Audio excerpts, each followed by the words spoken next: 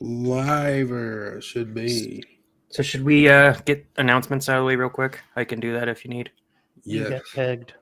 All right. So as far as announcements go, points of business, we've got some updates on the Porch Time 2025 Worse Than Rapists cruise that we're going to be doing. Yeah.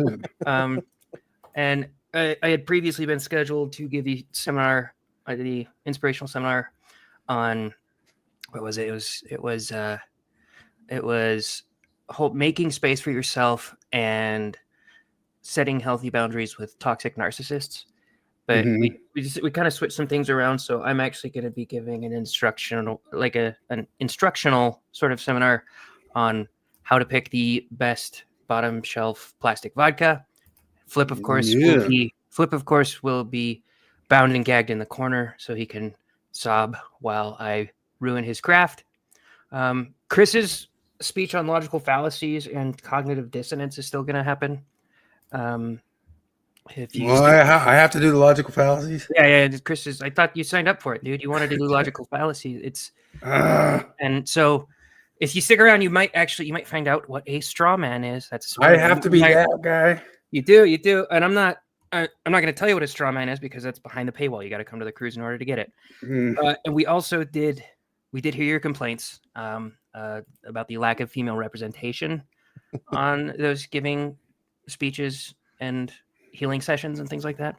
And we want you to know that you are heard, you are valid, and we are trying to do better. We've reached out to several prominent ex-Mormon female figures. So far, Cara Burrell is a no. Natasha Helfer Parker is a no. Maven told me you should die. That's a maybe, isn't it? Yeah. Well, no, it's Michelle Brady Stone is a maybe, but we did manage to get Jen Camp because she's not super busy these days in the ex-Mormon world, and Jonathan did agree to dress in drag. So thank you for this matter. No, we have a super feminist solution. The ultra feminist solution to the lack of female representation on our cruise is we're just going to make Marty do literally everything. She's going to host every panel. She's going to sell the tickets. She's going to decide on the seating arrangements at dinner. She will be the only person doing any work at all, and that will make the feminists happy. This is some more info on the cruise. This is a surprise part. Hey, Chris Hansen here. In case you missed it, I'm going to be on my second crime cruise next year. It's all taking place November 18th through the 22nd of 2020. It will be on this cruise. They won't know we're there. We won't know they're there. We'll just walk in with the girl we thought we met, and they're suddenly oh shoot! You'll be able to see a live, in-person pedophile bust. Yeah, that would be the best thing ever. Is if they have at the same time they're running a sting on the cruise. Why would you do this? Let me know. Why would you come to this cabin in the cruise ship where you know there's a girl that you believe to be 14 years old, and you know that this is my crime cruise ship? I even saw it. I saw it on the TV, man. I don't because on the one hand, it's okay, good job, busting creeps is it's hard to say don't do that anymore, but it's so sleazy, it's so exploitative, and I hate how he lies about I just want to get inside their heads. No, you don't. I know you want to make a nice show. You want a spectacle. That's what you want. You're getting a spectacle. It's just a part of this thing where he acts like oh, this is just something I do as a service to humanity. No. You make a lot of money on this. No, damn it. He would do it if there was no money and no fame, he would still do it. Yeah, no, that's stuff. I don't know. That's the other thing. Because every once in a while I'll go on a little kick where I'll watch his stuff. And it's just kind of amazing because it literally is just the same show over and over and over again. Oh yeah. There's no variety. Yeah, I guess they're catching the predators and all that, but yeah. Sorry, I'm coming in.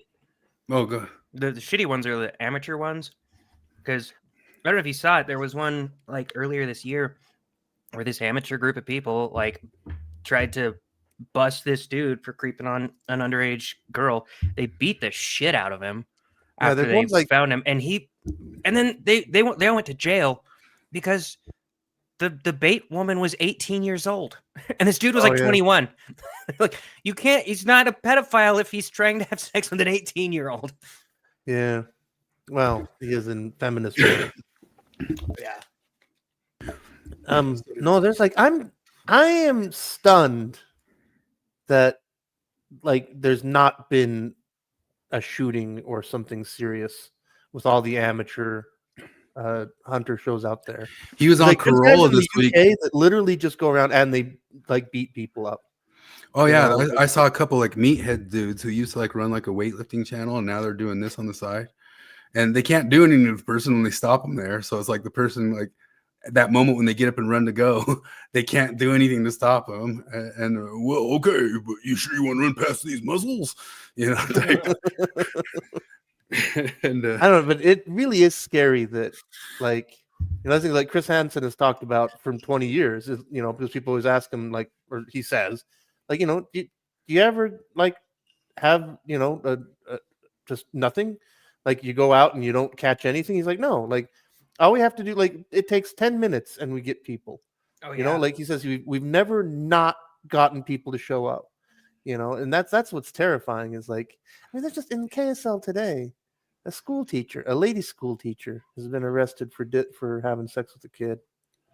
And the comments were all like, man, why wasn't she my teacher? No, well, that thing is there's not a picture yet, so we don't know if it's a. It's actually, I think they actually kind of have a high batting average of being pretty attractive, strangely enough. Like if you look at all the ones that got arrested for that, it's always like, really? Yeah. Maybe I haven't seen like a really good sample, but I mean, it's like the ugly ones aren't going to be successful because like it's usually like a 15-year-old boy or whatever. Yeah. It was usually like a 15-year-old boy she's doing it with, and like it's not like if she made advances on him and he physically stopped her, it's not like she could rape him.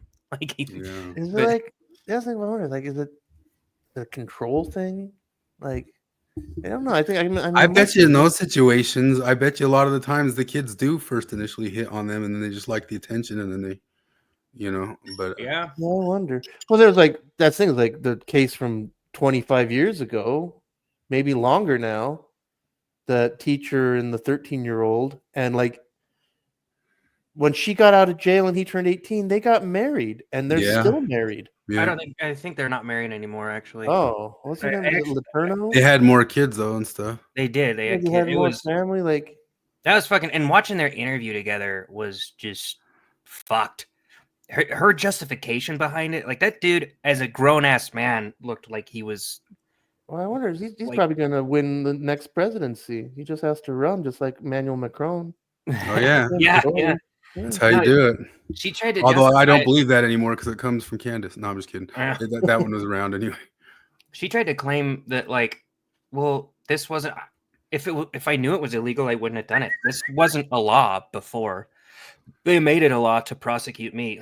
They made it a law to not have sex with a 15-year. You didn't know that was a law? Oh wait, she died. Oh, did she? I just looked her up and it says she died in 2020. From what? COVID? Long COVID. From the vaccination. Letourneau died in Des Moines, Washington, from colorectal cancer. What? You had all those dicks up her butt. Oh gosh. In her will, Letourneau left much of her estate to Fuentes, who was the kid. Let's see y'all who's here around the poker table tonight. We got you can't read because YouTube still got the names backwards. I think I recognize Risto, Sinatra, Starbase. We got Charles, Ryan, Steve, and Troy. Ryan, yeah. All right, yeah, that's pretty full poker table. That's everybody we need. What was Steve saying? Steve said something funny. Will Tim Ballard be on the ex-Mormon cruise? We didn't even get to the Tim Ballard stuff 2 weeks ago. He's on the thing tonight, but there's so much going on that's already like blah news in the world of conspiracy controversy. Steve mentioned that Bill Reel can't seem to get the right balance of traumatized people for this boat. Yeah, I've got slides of that stuff here.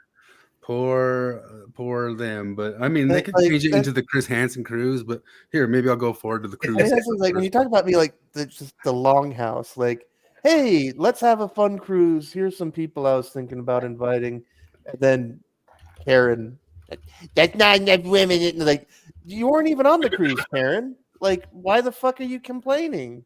You know, he invited the people he wanted to. I don't know, because like this goes all the way back to like 15 years ago, probably now, when John Larson, when Mormon Expression was the big thing, and it was really good. And I remember him saying, like, you know, because like he talked about how like people keep complaining that I don't have enough women, and all I can tell you is I invite them and they don't come on. You know, like it's not all men because I'm trying to make it that way. It's because the men are the guys who show up. Like, that's all. I remember when the Infants on Thrones had a whole come to Jesus, and they had to find a woman to get on there, and they actually found a pretty funny gal, and I don't think she was even the one pushing to be on there, but like they got a bunch of audience capture yelling at them like, why is there no women? It's just white men on your panel. Dude, that's pretty. They found a funny chick. Yeah, she was funny because she could do the Relief Society voice real good. Okay, see, because it's very difficult to find a funny woman, and it's very difficult to find a funny Mormon. Yeah. So finding a funny woman Mormon, holy shit! I don't remember her being she was a lot like them, just kind of goofing on stuff and not like crazy. Those guys, I don't remember at that time being crazy into the. I don't know. You got to be woke, the DEI stuff or whatever. But once she got on, that was one of the first times like I heard them kind of getting pressured to say, "Oh, gee willikers, you better have women on. You better have women on." I think it was even on the panel that you hosted, Flip. It was talked about a little bit with them and Kate Kelly that you hosted for the Sunstone. Yeah, she was on something. But they even had to talk about if they had enough women on or not. And type stuff. That was the one where before it started, Kate Kelly made an announcement and asked for everyone with a penis to leave. She didn't use those words, but she literally said, I want men to go to make room for more girls that are waiting outside. You know, because like there was standing room only in there. And I remember like that's things like it was so long ago that the crowd audibly hissed.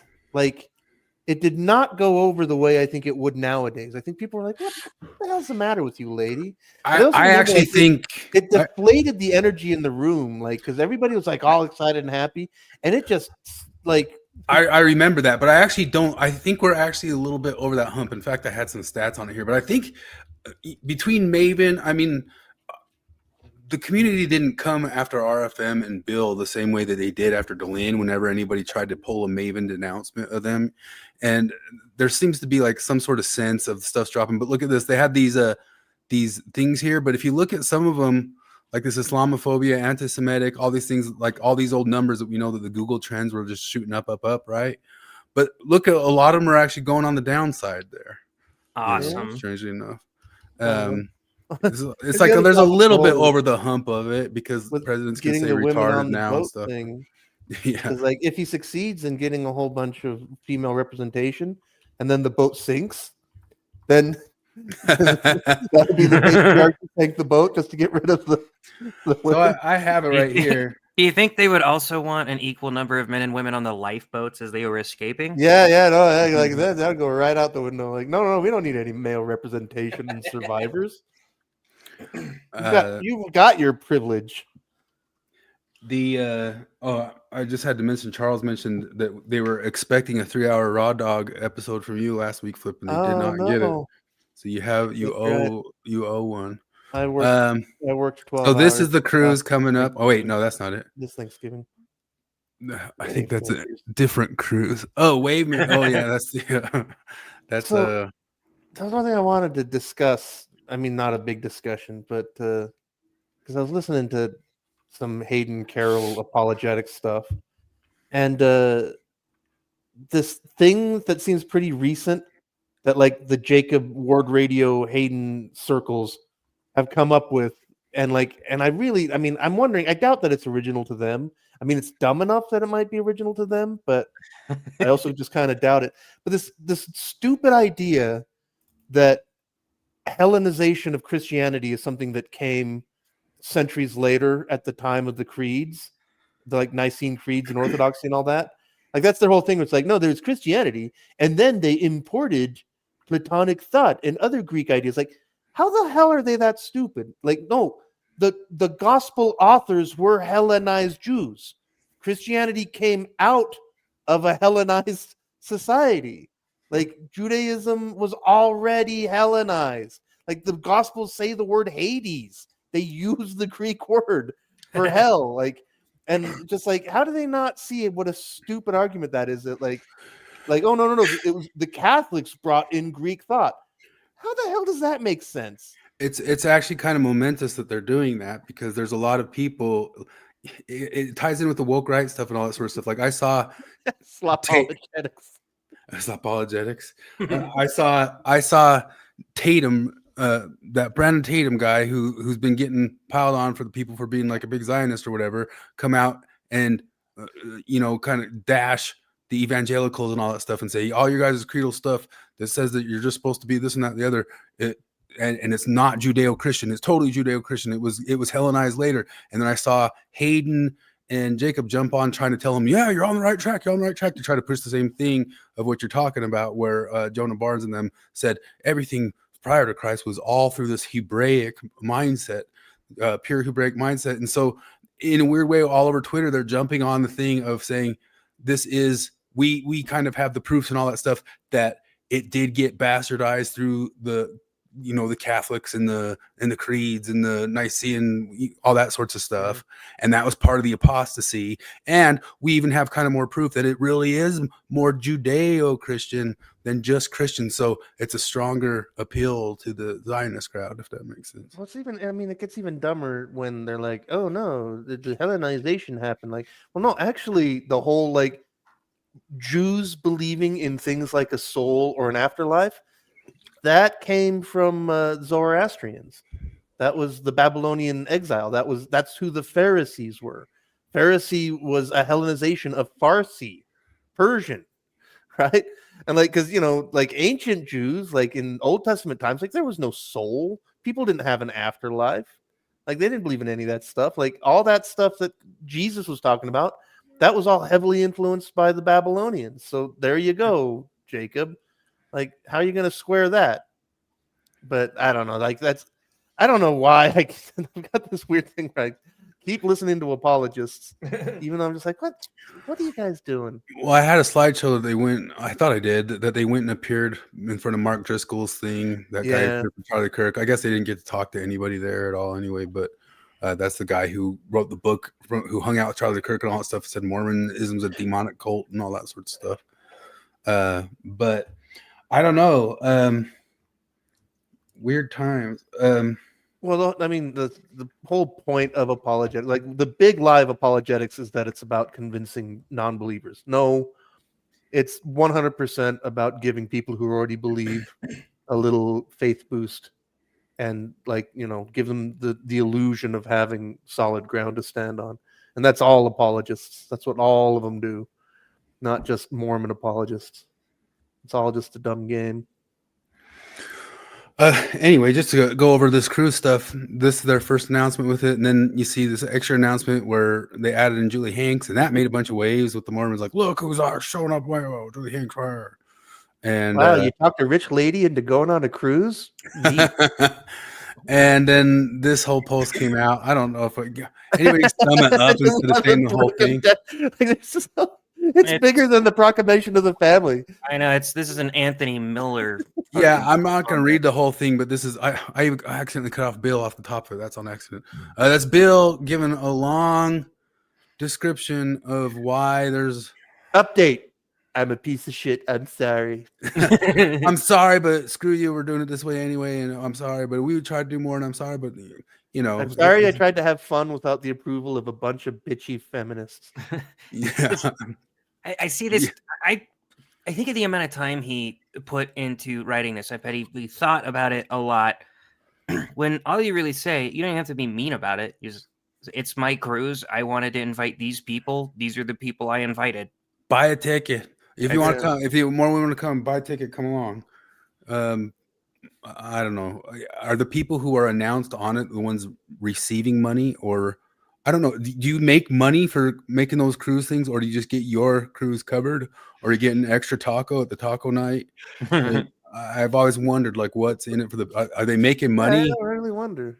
I don't. I mean, I'm sure Chris Hansen's making money on his, but these guys said they had like 60 things being sold. Maybe they get like a piece of all of that or something. I don't know, or maybe they just get their own tickets covered.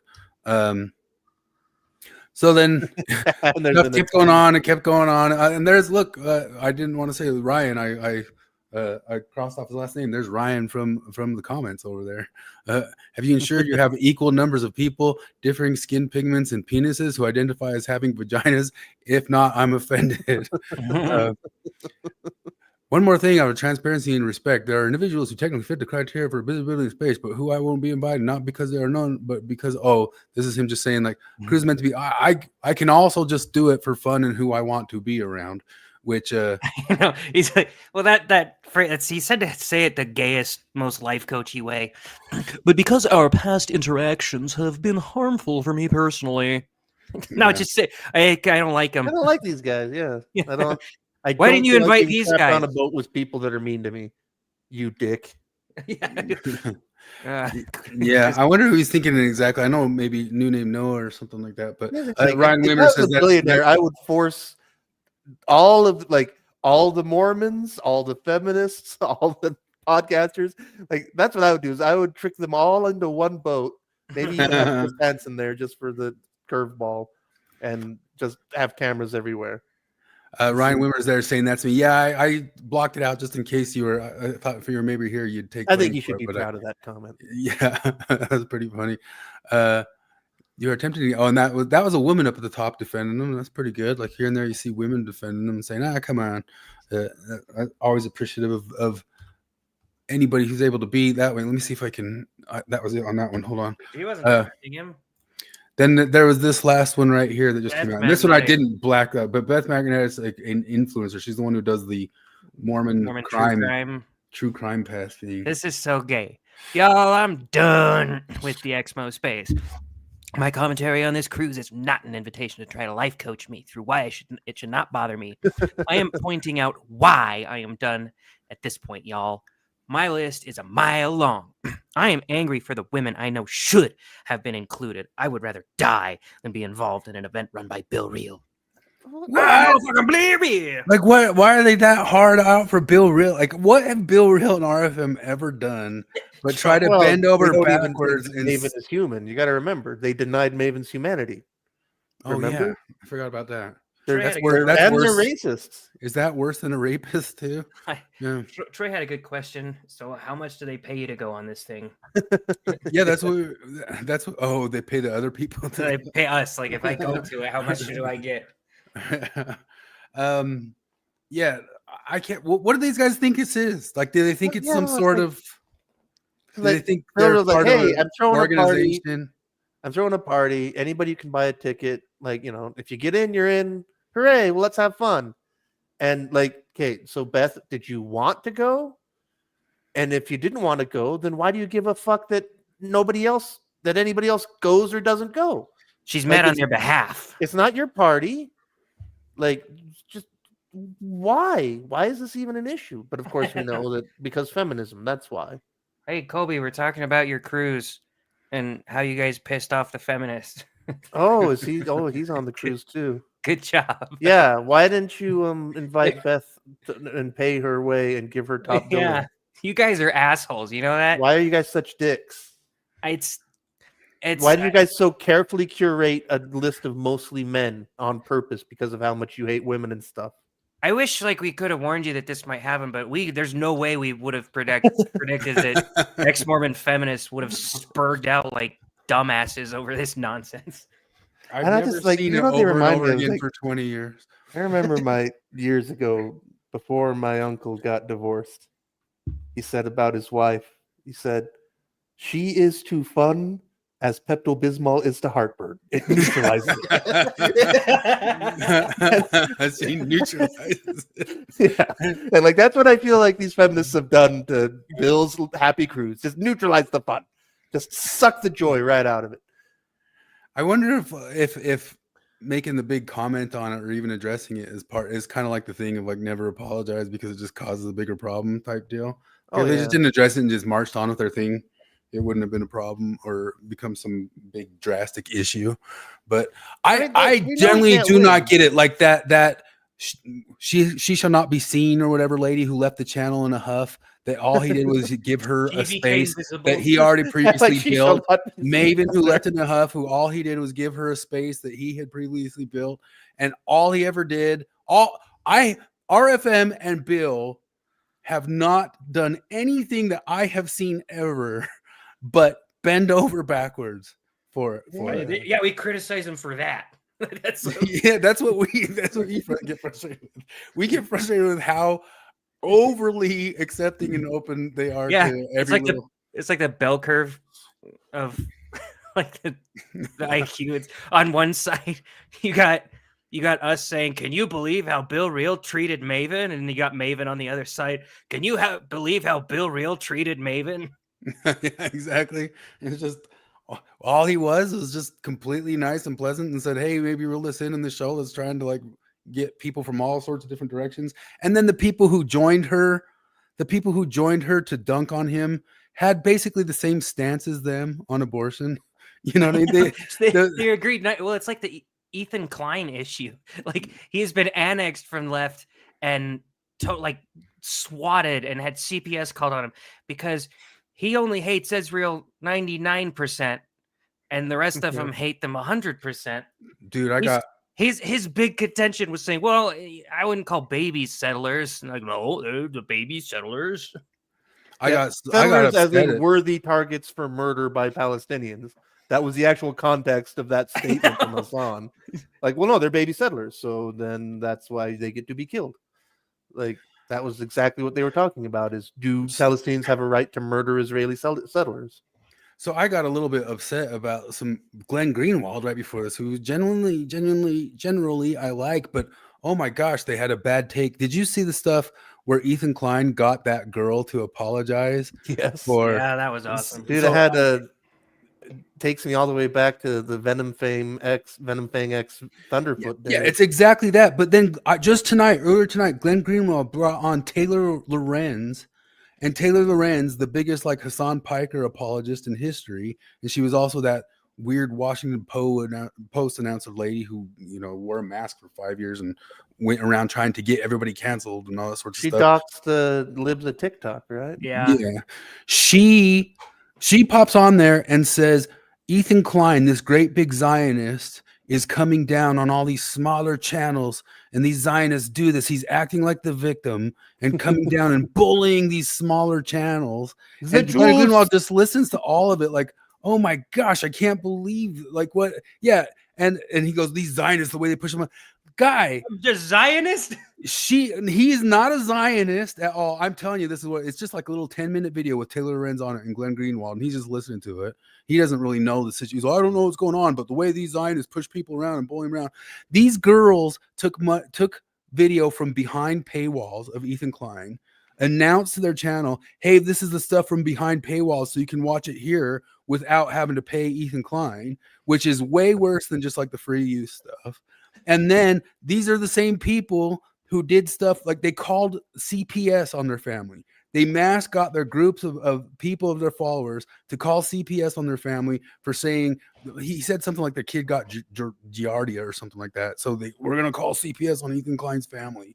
And then they sent bones to their house, all this sorts of stuff. And so then when he finally caught them, saying to their audience, this is stuff from behind his paywall, watch it here so they don't get any money. And so then he rightfully copyright strikes it and sues her, and instead of getting her to do all that stuff, he just makes her give this little apology right here, which is just hilarious. But then Glenn Greenwald just brings on Taylor Lorenz, the same person who was going on apologetics tour for Hassan Piker, saying he didn't shock his dog and that didn't actually happen. And don't trust your eyes. You didn't see what you saw. She literally said, like, you didn't see what you thought you saw in that video.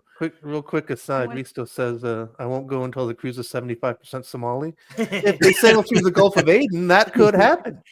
They might get their wish. Make it government funded. They'll figure out how to get it. Stating I take responsibility for infringing the content nuke. The lawsuit was not frivolous.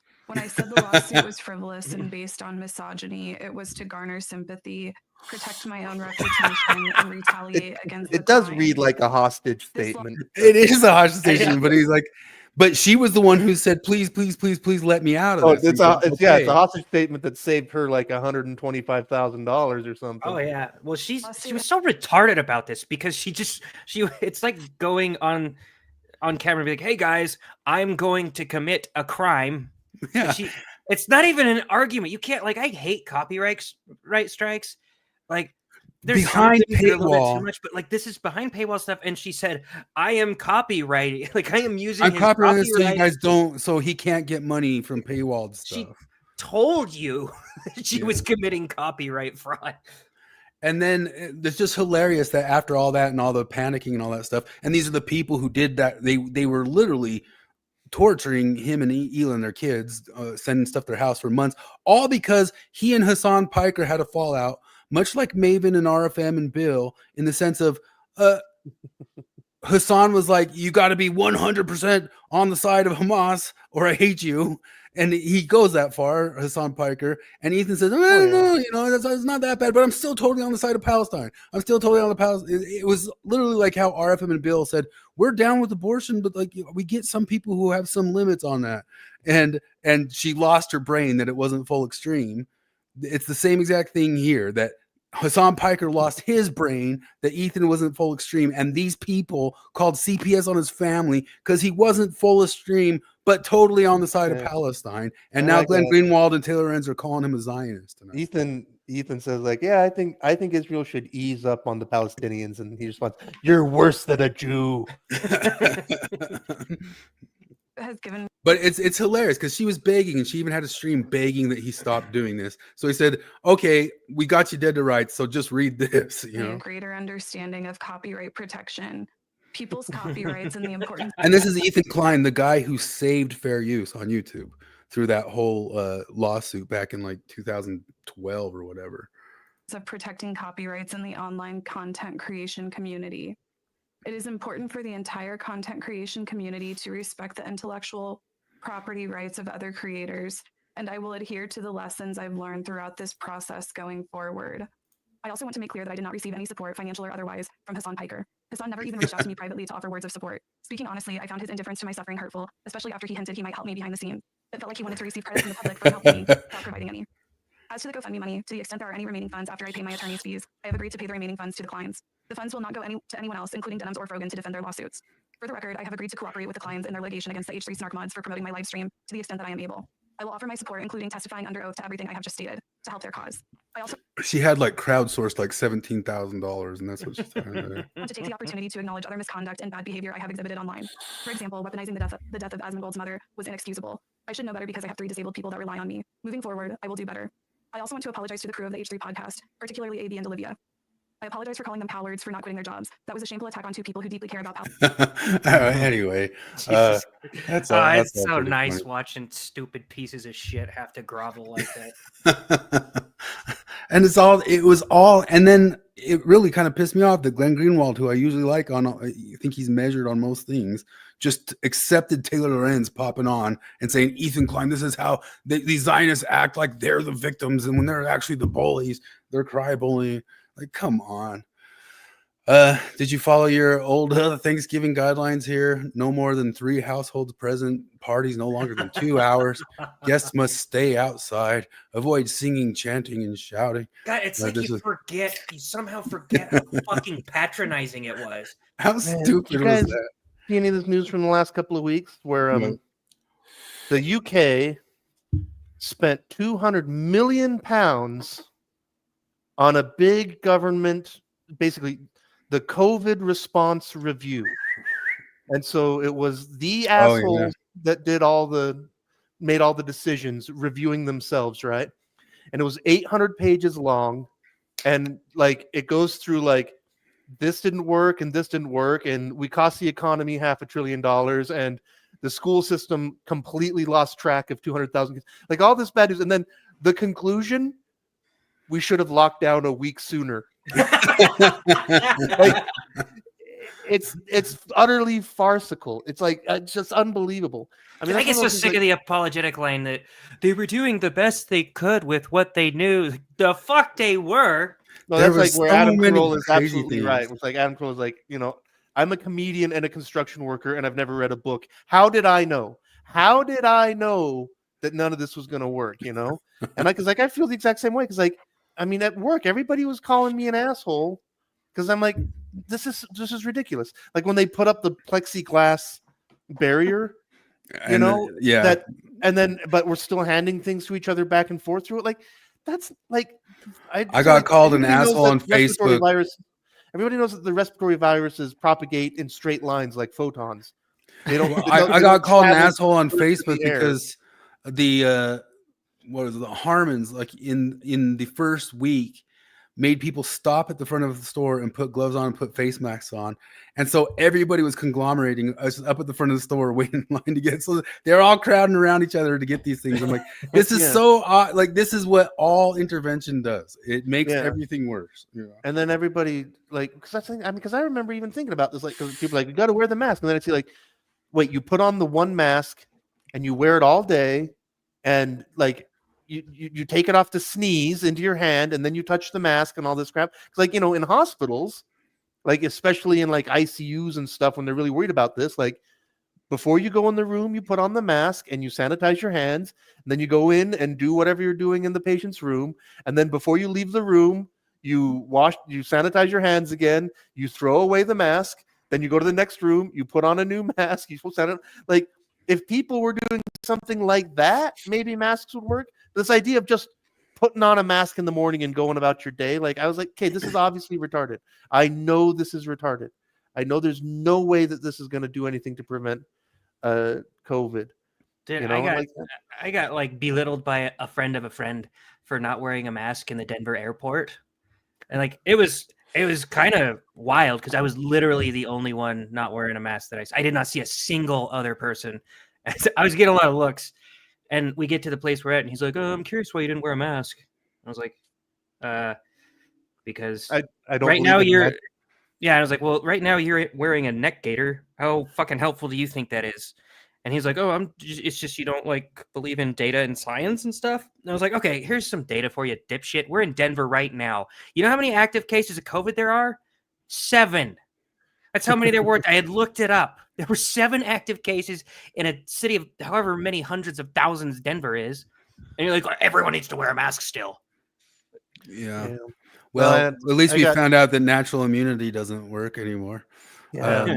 No, that was, I mean, I know I've talked about this before, but I remember because like for 10 years I listened to Skeptic's Guide to the Universe, and a few times a year they would talk about because like SARS happened. There were various outbreaks of respiratory illnesses, and then every winter and flu season they'd always talk about the latest science on how to prevent colds, and the science always said the exact same thing: wash your hands, cover your mouth when you sneeze or cough, and if you feel sick, stay home.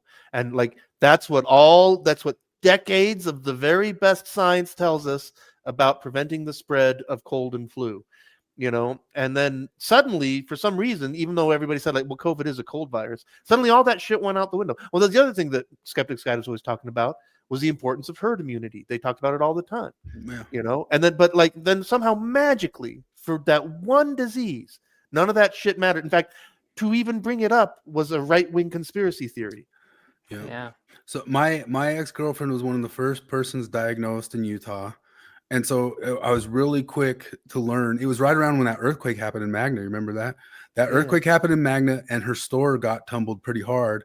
And so they had a bunch of people from California come out to work and fix on it. And that's where it like initially first dropped and hit here. She had it. She got diagnosed with it. I'm calling like the health place because you're supposed to call and say, what are you supposed to do? Quarantine, all this. I called them. They didn't give a shit. They did not. Like, we don't. What? No, I don't know. I don't care. Like the lady online did not care at all. And I'm like, oh, and actually, that actually calmed me down a ton.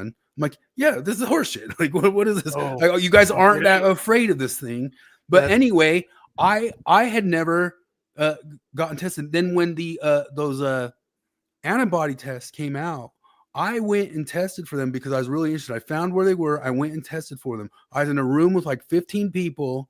We all tested. I was the only one who tested positive for antibodies.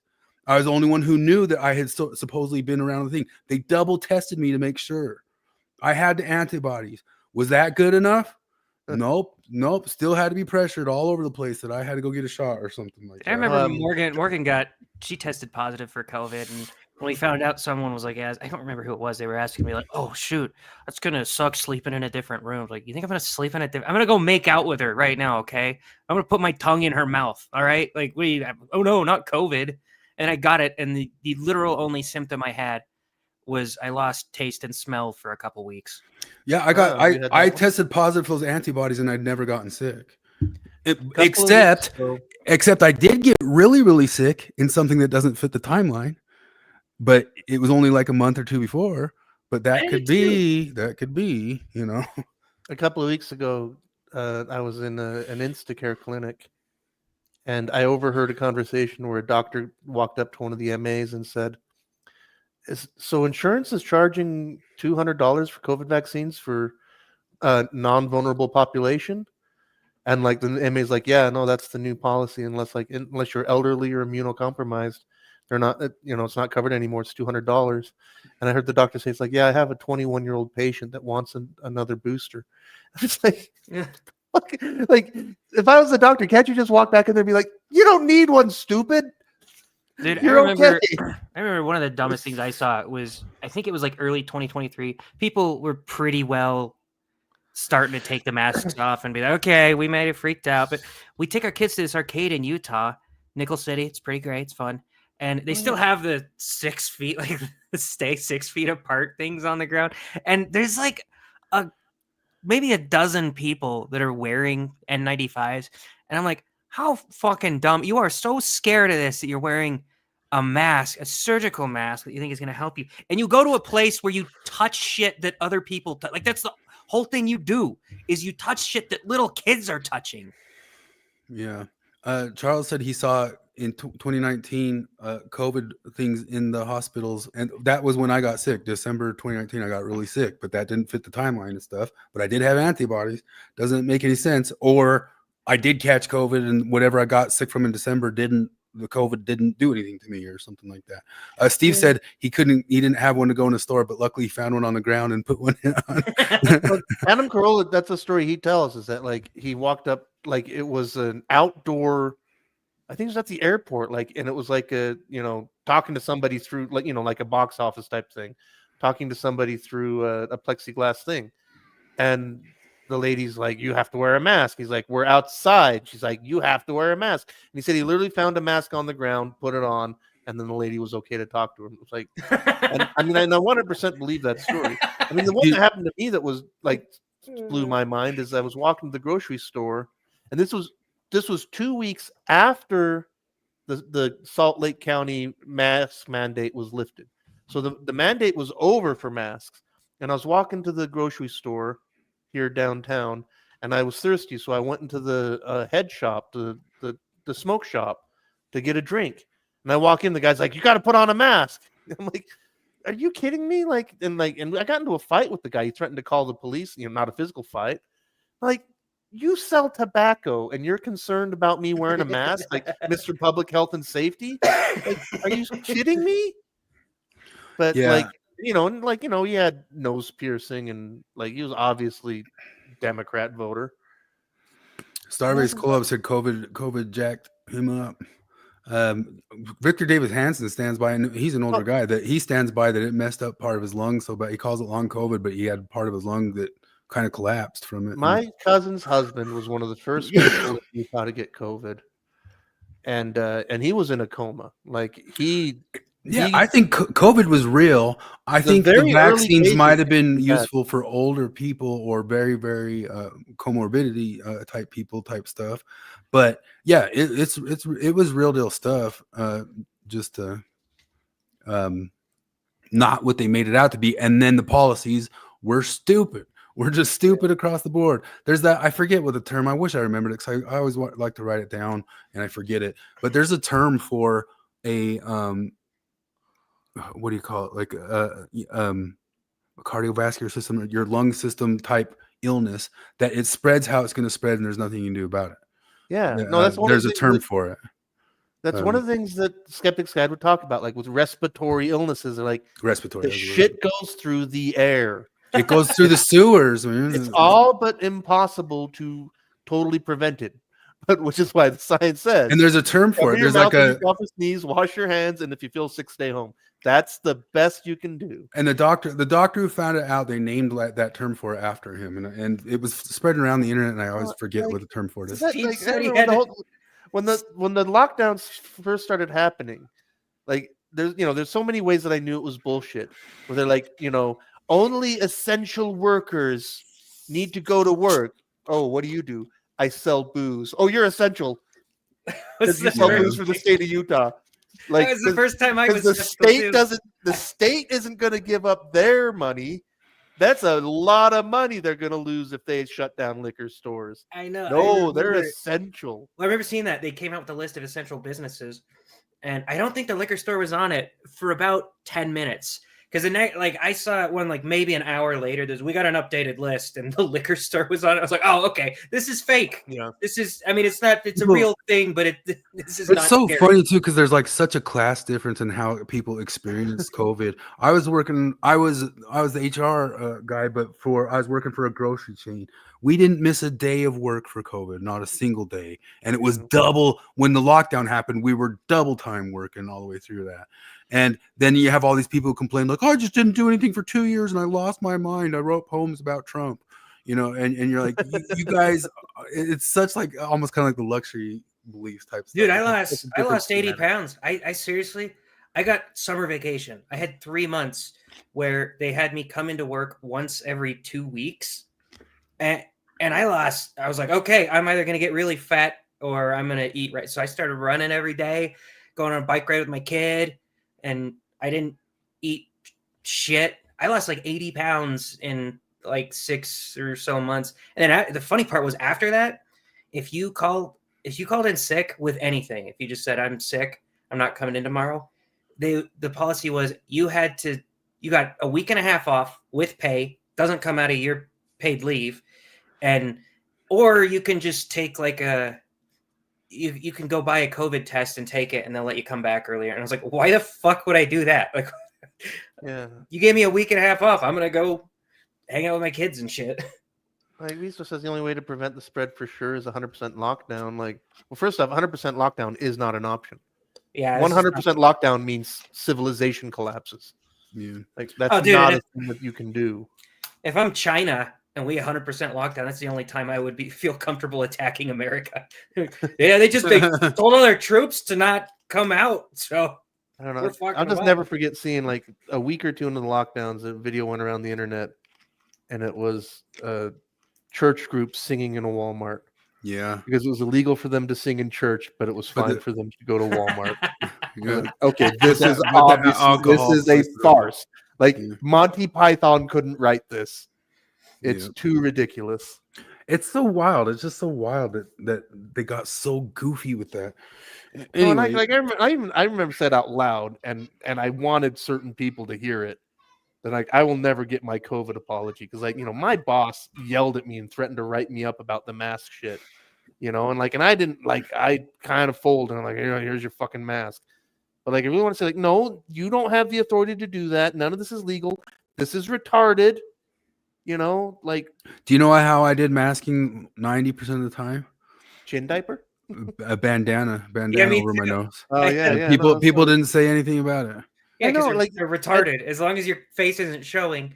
No, like I said, it really was. It was the yarmulke of the times. It was because the reason you wear the skull cap, the yarmulke, is that and the people still wearing it. It's to remind you that God is always above you. It's an external expression of your internal acceptance of a higher power. That's what the mask meant to COVID. It didn't mean anything about preventing the spread of COVID. What it meant is that you listened and obeyed. You comply, yeah. You were a believer. And that's the other thing you notice is that's what really matters to people and still does. A few weeks ago, I got in a whole argument with an idiot on lobsters where he said no, the studies say the masks worked. And I'm like, except everybody got COVID. No, but the studies said they worked, They didn't except that work, everybody got COVID. Imagine how You know, like- terrible it would have been if we didn't wear masks. Oh, everybody would have gotten COVID? You know, like I even sent him that clip of Matthew Broderick in 30 Rock, you know, where, you know, Jack Donaghy or whatever his name is, like, you know, the ceiling's leaking, and Matthew Broderick is the No, camera. it's He's like, not. no, it's not. I have a study. Let me show you the study. It's not leaking. Let me show you the study. Like, that's literally what we went through with COVID. No, Man, let me yeah, show you. I the wish study. I would show Vaccines that. work. Let me show you the study. Except would I got use the that- vaccine and then I got COVID. I Let would me use tell you that how I scene don't- over and over and over again if that we got dinged for it when I showed it. Yeah. Obey the regime, says Muffet. Steve said that he's got people still triple masking. Reese still said he still sees people masking all over Minnesota. I don't hardly ever see anybody masking anymore. I mean, they're still around. I still see them. They're not as many, but you know, well, that's like it's something I said a lot. The during way COVID, masks like, did work better in the world is the way the Japanese used to use them. Is that if you're the one with the sickness, you put it on a little bit and you can like maybe minimize how much you're spreading around, but yeah, not really. I saw some videos of like some infrared stuff of how it actually spreads out. There was all sorts of videos like that where they showed like how stuff actually sprayed, and it didn't. You know, it Well, like, like 'cause I remember it them might saying help you a early on, little like, bit if you're, you know. every time you touch your face, you were supposed to wash your mask or wash your hands and change your mask. Like, Yeah. who can do that in a regular life, in a regular day? Who's going to carry around a box of N95s with them, and who's going to And want that's to the buy type that of many? mask. It has to be that type of mask. It has to be applied correctly. It was such a joke. And that seems like that's like, I mean, literally, like wearing one mask all day is like wearing the same condom for multiple uses. That's how effective that is for the same reason. And doubling up on masks is as effective as doubling up on condoms. Yeah, exactly. Anyway, 2 weeks to stop the spread. To slop the spread. That was funny. Yeah. 2 weeks flatten the curve. I'm gonna bail early again today because I'm tired and I've got lots of stuff to do. And I'm going to England in 2 days. Uh-oh. But there's something I wanted to bring up because weeks ago I mentioned a thing about Bob Price and it slipped my mind. And then I remembered what it was because I was talking about why I like Robert Price so much. And that happened. But a few weeks ago, I was listening to Robert Price was doing an interview on the Secret Gospel of Mark. And for those that don't know about it, the Secret Gospel of Mark was discovered by a legendary Bible scholar in the middle of the 20th century. And it's very Gnostic, and it's very interesting, and it contains a scene that's very homoerotic. And most scholars consider it to be a forgery. They don't think it's real, but they think it's, you know, it's also a very, very good forgery because the guy who forged it was like one of the only people in the world that would be capable of pulling off something like that. But what Bob Price said about it that was so interesting to me is that he said, I want it to be real because it fits very nicely with my theories about the development of Christianity, but I don't think it's real. You know, it's like, that's such a refreshing take from a scholar to say something like that. Like, you know, like it would be cool. Like this, it would boost my case a lot if this was authentic, but I don't think it is. You know, and that's what I say to people. That's what I say to people anytime they tell me about the whole Trump sucked off Bill Clinton thing. They're like, I wish that'd be the funniest thing that's ever happened, but I don't think so. And then the same thing with when they were trying to say Nick Fuentes sucked off Destiny. I was like, that would be fucking hilarious, man. I don't think so. Like, those are scenarios that it's not funny at all unless it's real. And then if it's real, it's totally funny. But yes, Steve, it's the young man with the sheet thing. Steve says you don't. Morton was the name of the guy. I always forget the name of the scholar guy who discovered it. Steve says you don't have to wear a mask; you get to wear a mask. Anyway, yeah, I mean, I had some things where you had commented here in the. I mean, this is one. Canada, you're doing great. Canada's new laws to take children away if parents will accept their gender identity. I didn't look into that one, but I know they're doing stuff where, what's his name, Graham Linehan, the guy from Father Ted, was talking about how they're going to do transgender studies again in kids. They're going to re-up them again to try it out and try to do it right this time. Which I don't know how that's possible, because I thought one of the things, like part of those ethics codes is you're not supposed to do trials on humans. You're not supposed to experiment on children. Well, here's they're the gonna crazy do or thing. humans at all. I thought. I mean, I guess Okay, they do. You can like that. Well, that's one of those. It's one of the ironies of medical misogyny is that the vast majority of experimentation goes on men because they're disposable. Yeah, compared to and children. feminists say that that's bad. No, one of the craziest things to me is one of the big things that came out of the cast review was that the being on puberty blockers and transitioning into HRT might sterilize children, and everyone was like, "Wow, that's crazy!" And I was like, "How did we not just know that intuitively? We're stopping puberty. Like they never go. Their goal is to never go through puberty, which is a thing that makes you fertile. This We're not drug will sterilizing them. balls. We're never Well, that allowing them to become impacts- fertile. Won't that impact your fertility? What citation, please? Cite your source, please. That shrinking testicles might affect somebody's fertility. You mean not going through puberty ever is gonna? It's a pause button. It's a pause. Okay, what happens if you unpush the pause button when you're 28? Are you gonna go through puberty at 28? You don't. There's a window, and you never go. But even if you did, like, if you could go through puberty at 28, you can't imagine the effects that would have on a body. That would be the last time people believed that there were surgical solutions to emotional problems. They were called lobotomies. Yeah, That's what that was. I'm so worried about that re-upping it because beyond it was nuts that they ever asserted it in the first place. I'm so worried about the ways they'll p-hack or fudge those things. There's a million and one ways to fudge these scientific studies in the world. Like one of the ways that they have done it in the past is just saying, well, it turns out everybody's happy with it. We talked to them all like 2 weeks later. They're happy with it. And Jonathan's talked before about the therapeutic cascade and all that sorts of stuff that people are going when they buy all into stuff.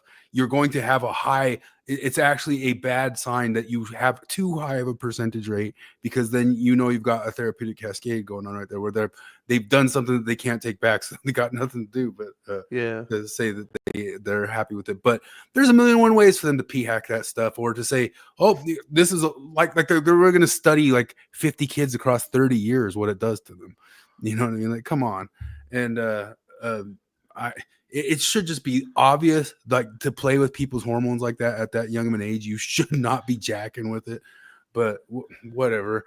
So Flip, you had somebody here. What was this? She was asking. Oh, I think it was NPR comments section. Yeah, somebody you obviously told somebody that it's a supernatural claim to say that you're in the wrong body, and somebody said, "Please cite authoritative source for the statement I was born in the wrong body is an explicitly supernatural claim." And that one's just evident in the. You want an authoritative source that the soul doesn't exist? You want me to prove? Well, I don't know. That same person gave me the trans people exist. The thing I always respond is Scientologists exist. Yeah, like we know. That's not the point. Catholics exist. Flat earthers exist. Raelians exist. It's the metaphysical and supernatural claims that I don't believe.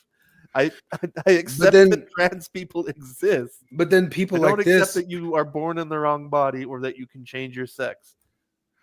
But then people like this just go all the way there anyway. Like listen to. I've been getting a lot of questions about the spiritual status of trans people lately, specifically if they are in spiritual misalignment because they aren't adhering to the gender that they were born into. This question coming up more recently hasn't really surprised me. That's spiritual claims right there. Spiritual misalignment. I like that. No, I like that because she's the only one that's being honest. Yeah. Conservative, dogmatic. She's actually telling us. To seep into the alternative spiritual space more prevalently. Many cultures throughout history have viewed trans and gender diverse people as having special spiritual gifts and sacred wisdom to share. In indigenous culture, gender nonconforming people were titled two spirit and were often seen as healers and shamans. Oh, shut the Mesopotamian fuck culture, no. That started in the last 15 years. Yeah, that was like I hate this thing where they say, "Oh, this goes back through time." No, it doesn't.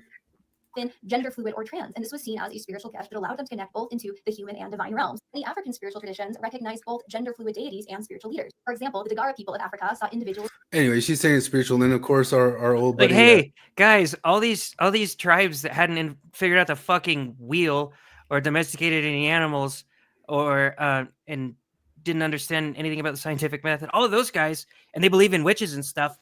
They had the gender stuff figured out. These guys all Yeah. believed that you could be transgender, and it was a real thing. Ancient tribes okay. had gods, had gender fluid gods. Therefore, inject your 12-year-old with puberty blockers.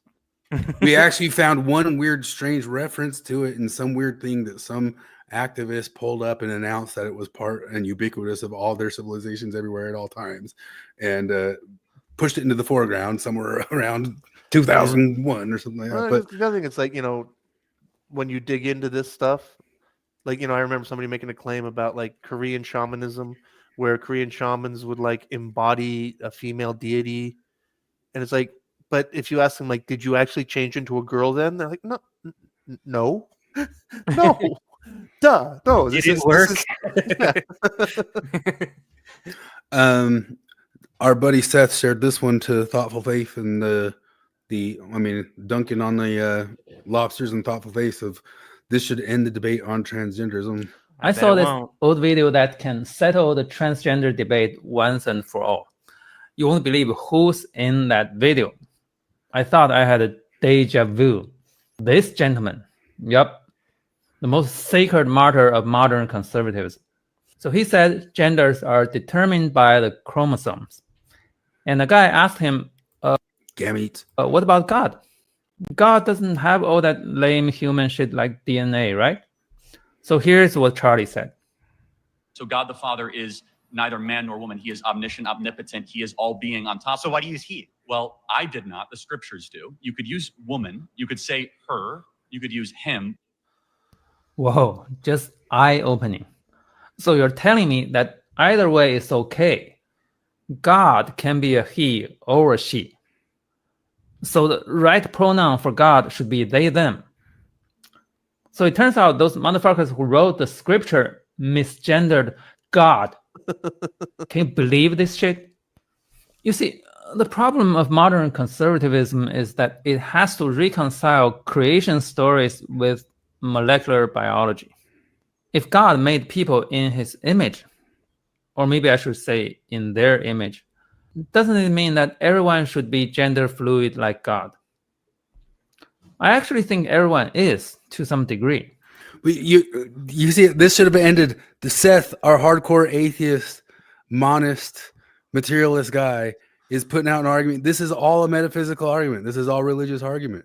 You're arguing that if it's okay for Charlie Kirk to have this kind of belief in a supernatural being that's way, that should end the debate because you can just think of trans people that way.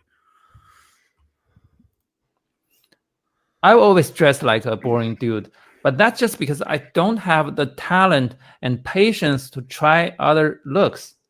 And I also worry about what all those nosy folks would say.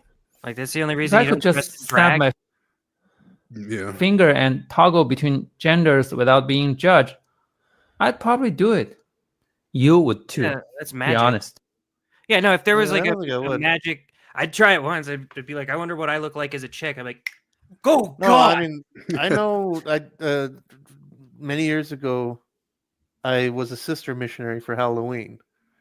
Like, we went and bought it. My girlfriend we went to the thrift store, found a dress that fit me. She did my makeup and she curled my hair. And I had a Sister Johnson missionary tag from my mission. I traded with the Sister Johnson. And so that was the day I did drag. I was a sister missionary, and it was fun for Halloween. And that was that. I did not get a boner when people are like, "Oh, you're so pretty." I was like, "No, I'm like, that's fine. This is just a gag. It's just a joke." But that's the ultimate thing. Like, in both those cases that are floating around now, I don't see very many people trying to argue through the whole entire thing anymore. But the most recent, most popularized ones I've seen recently are definitely leaning towards just admitting what Flip always asks people of the religious to say it's faith. You know what I mean? And except you didn't get it from that lady on the NPR thing. I mean, that's the thing though, like, because they're like religious apologists, and they're just like Jacob and Hayden, where like they think that they can create a scientific, philosophically concrete grounding for their magical belief, like, and that's exactly what the trans activists are. They're doing the exact same thing. Like, no, because like we did a brain scan and it showed that we can differentiate between trans girl brains and man brains, and it's like, no, you're full of shit. But even if that were true, Ask Judith Butler if she's okay with us going around to scan the brains to verify. Yeah. You know, if that's true, can we go verify everybody who makes the claim? No. You know. Anyway, moving on from that subject. All right, Jared I gotta here. bail before I get sucked in. Although I like this story, I do think it's funny that you said fat lesbian maven when you could just This is pick what- any one of those 3 adjectives. This is what I want. Got by a fat.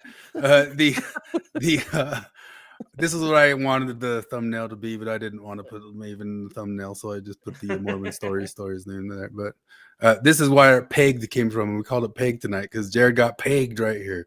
He got rear-ended by fat lesbian Maven. Oh, I didn't even realize I got her in the picture. Does she have Yeah. That's why I didn't make it the thumbnail.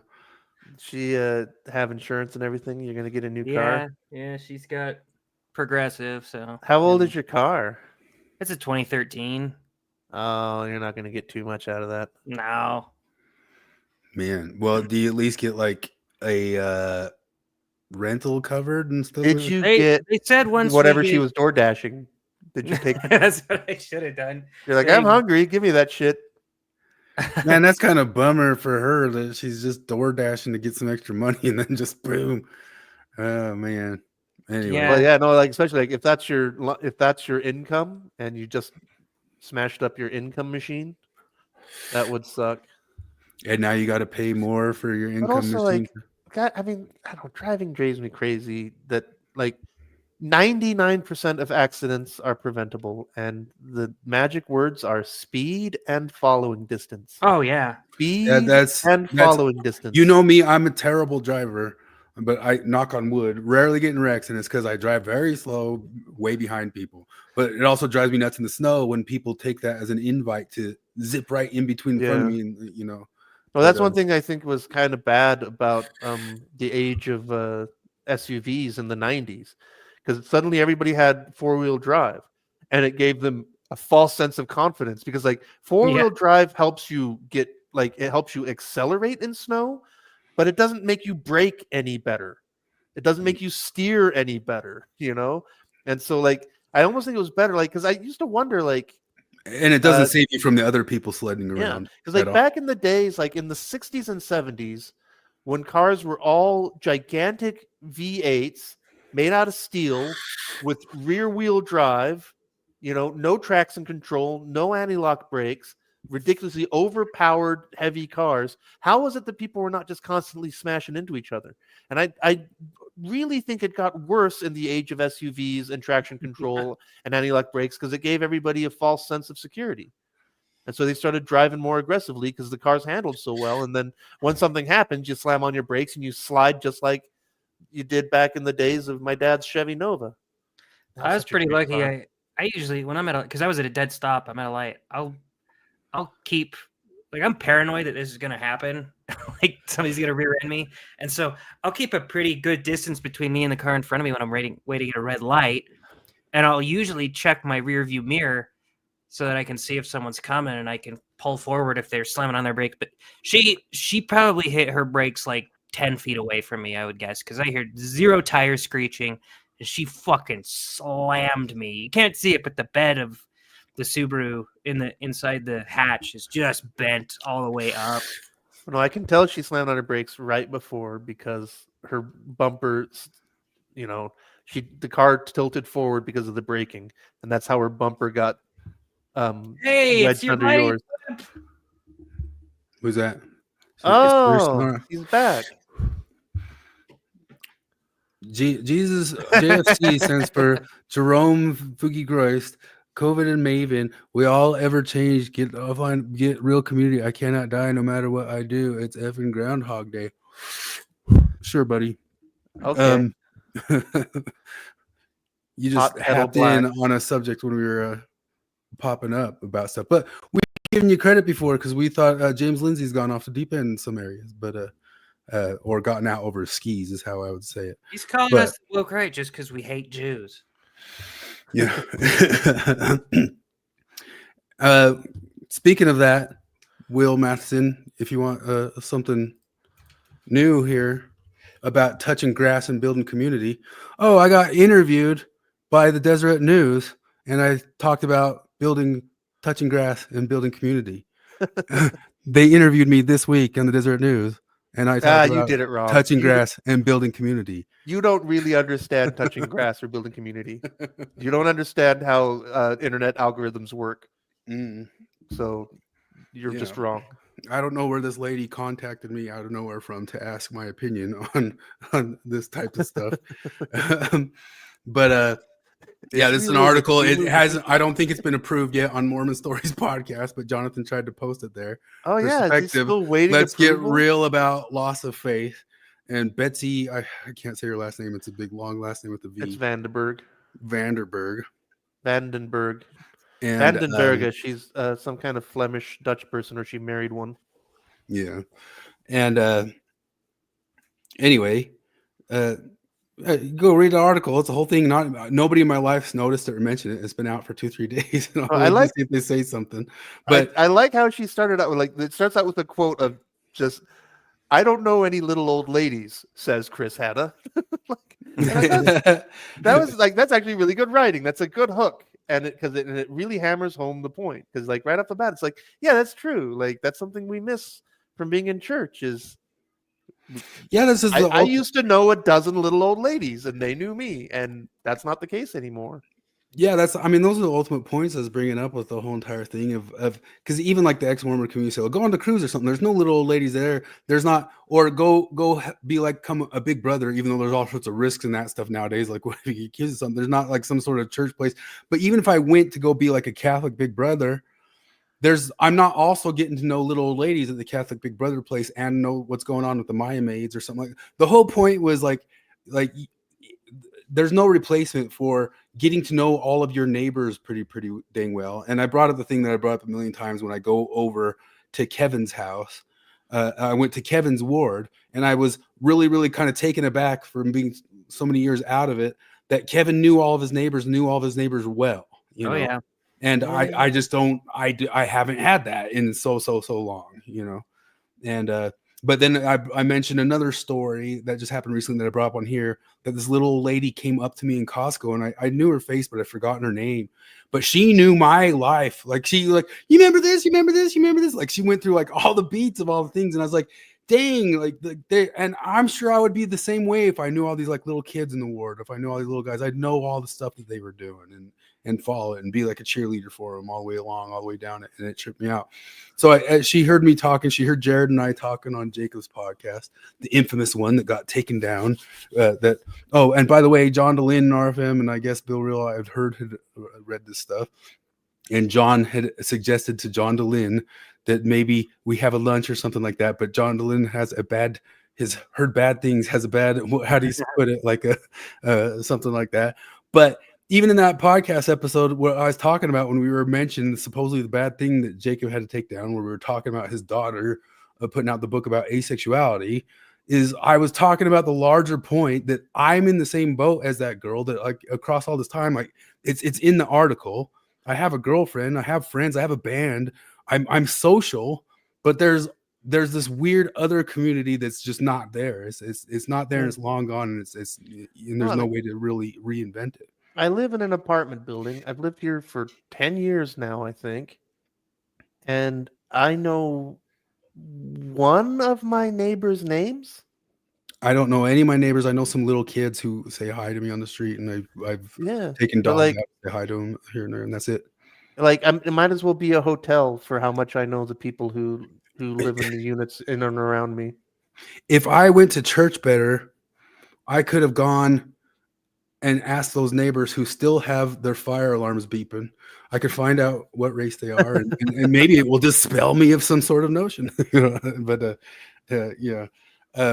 Anyway, that article's there if anyone's going to read it. Nobody in I haven't said anything to my family or anybody, and the whole thing ends off with saying well, I don't know about my place or anything and that sort of stuff. But Oakes's talk of touching grass and getting familial seemed to me being on the right track type stuff. And what she said in that whole deal, because I talked to her a whole lot. I talked for a while, and I tried to get these guys to talk to her too, and it never happened. Marty talked to her. I always intended to, but then I just never got around to it. Yeah. Marty's in the article, and Jonathan is in the article, and but but you know, I told her a whole lot, and she did kind of pick and choose the little things that interested her. But that's fine. You know, it worked for her. That's But how that always happens. yeah. So, but if my family read it, they might be thinking a little bit that I'm making a cry for help of Are there comments on the article? I haven't even. yeah, and almost all the comments I saw the first time was almost just kind of not even to do with the subject, you know, just people just going off on their own tangents of, yeah, well, people leave for other reasons, and then they get in the fight with the last person who talked, and then somebody just quotes the scripture and says, God is good, and God's a reason that God can be good. Somebody said patriarchy. Let's go to the comments and search for patriarchy. That's I bet nobody's really very No. great with this because What about the ex-Mormons are going to be misogyny? mad. The ex-Mormons are going to be butthurt over anybody painting the church in even a somewhat positive light, and then the Mormons are all going to be like, "He's coming back." Yeah. Anyway, did that crack Groundhog Day at all for you, Sir Stoner, or did you already click off? I'm sure you He's already probably clicked gone. off. Let's get back. We need to have a red light so when he pops in, we just start talking about Maven. Yeah. Anyway, back to. All right, I'm gonna bail before I get sucked in more. All righty. We went I'll back be to the in England Maven for 2 subject. weeks. You are sucked in. I'm gonna go to England for 2 weeks, but 2 Thursdays from now, I'm gonna see. I might try and get up at 3 a.m. and check in for the show. The next week, I'm gonna be in Scotland, and I'd have to wake up my kid and go wandering the streets of Edinburgh at 3 a.m., which doesn't sound like a good time. But the one after that, I might try and pop in. We'll see how I feel in the middle of the night. But I'm gonna go to lots of churches. That's on my list of things to do because You mean mosques? yeah, that's another option. No, I've already talked a little bit about that. Like, it really is nuts how not English so many parts of England are. We'll see what Edinburgh is like. We're staying in Old Town, which is the old town. Flip, you're going to England to see your kid. Jesus, it's Groundhog's Day to me. Just same thing with you every single time. Same thing. Jeez, figure it out. I'm excited. The things I'm excited for. I mean, obviously, I'm like seeing my kid is the big thing, but I'm renting a Skoda. I've never driven a Skoda before, so that'll be fun to see. It's a car from the Czech Republic. Crazy, you know. Put it in H. Remember from The Simpsons? Yeah. I'm gonna go, but do a bunch of nerdy World War II stuff. Go into the Western Approaches Museum, which is right up my alley because I have supertism for World War II submarine combat.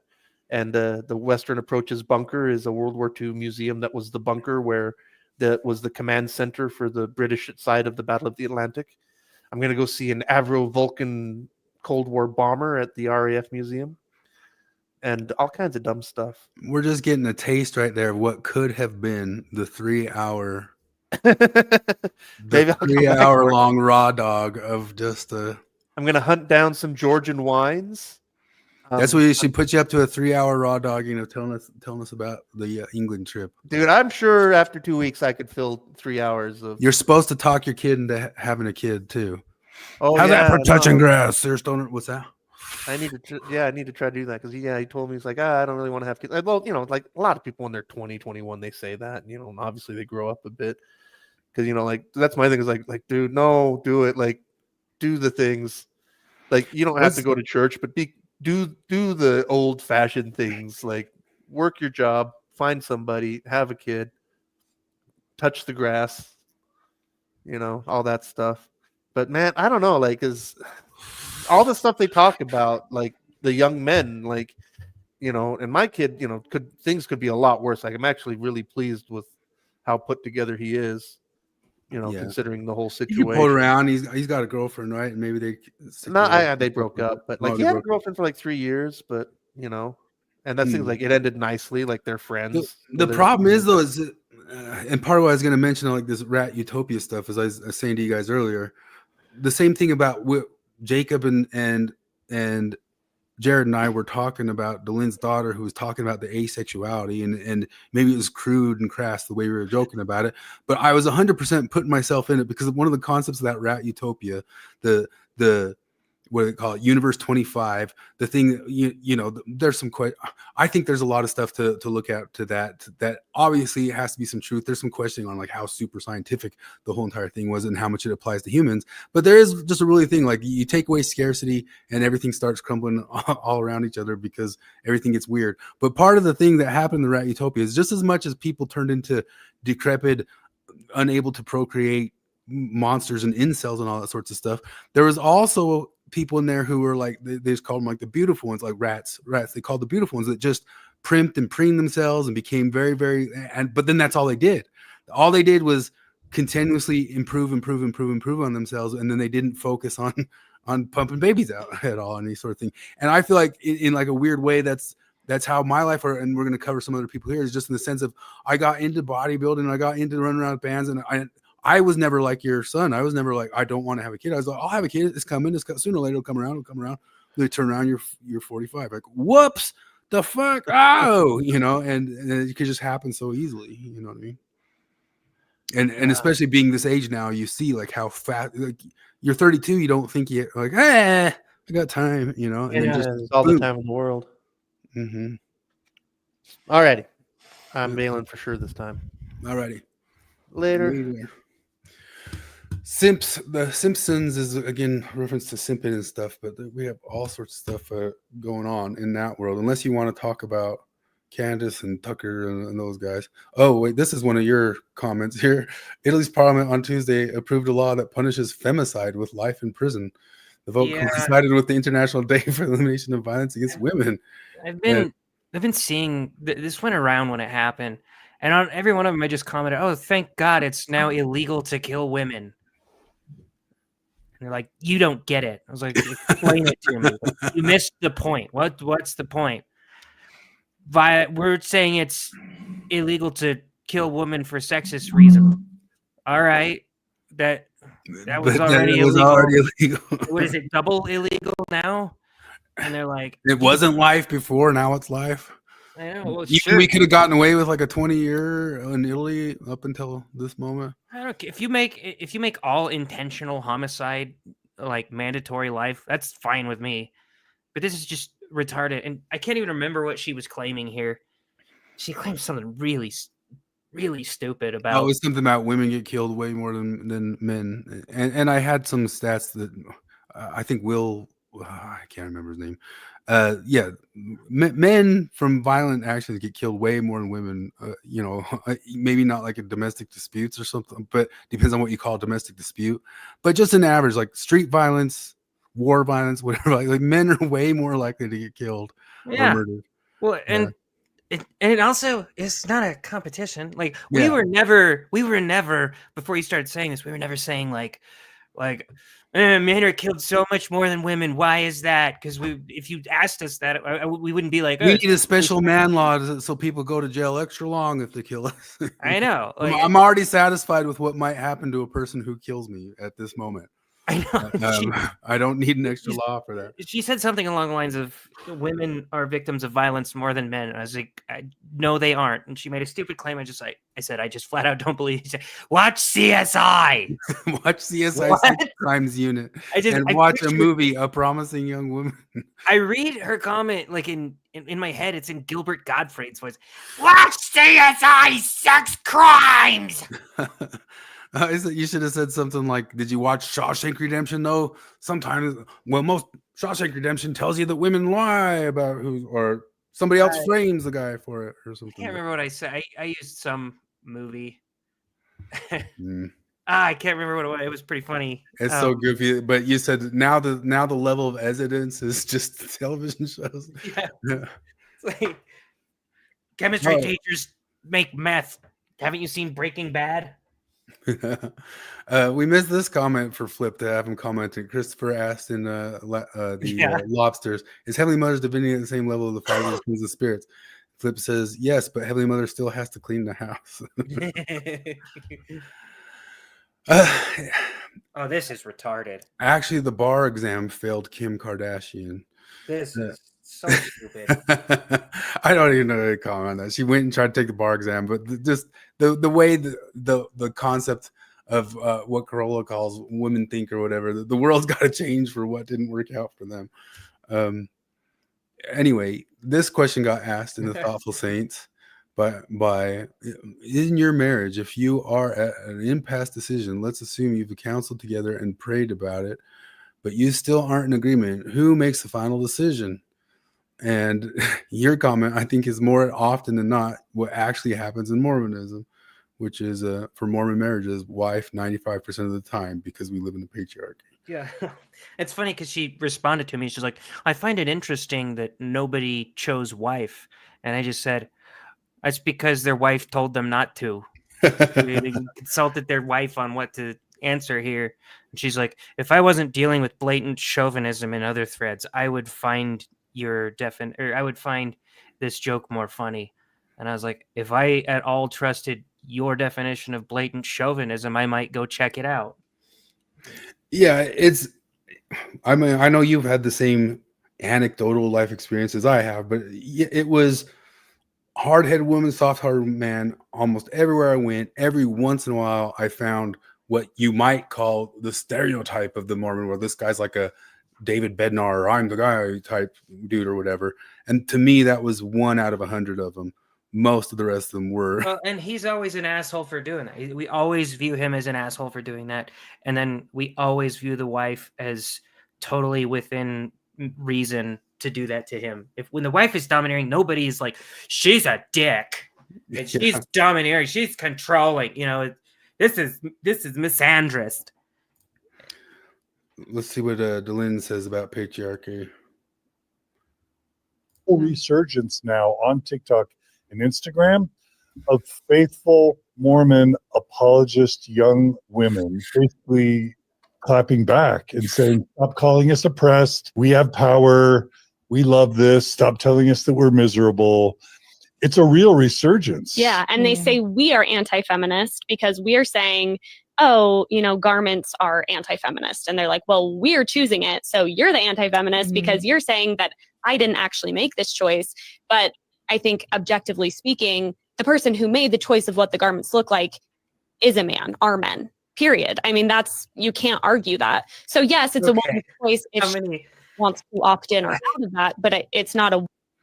If you only do things that are like top-down choices originally made by a woman, you won't wear any clothes, for starters. You won't drive any cars. You won't do any of that shit. Like, I drive a car made by a man. I wear pants made by a man. Oh no, I'm fucked. This whole thing is retarded because I can't even remember what the example was. I was talking to Morgan about the other day. There was this whole thing on feminism talking about poor women trapped in the patriarchy doing this and this and this. They think that they need to have kids or whatever. I'm so distraught because my sister decided to have kids and she was just brainwashed she had to. And I don't know.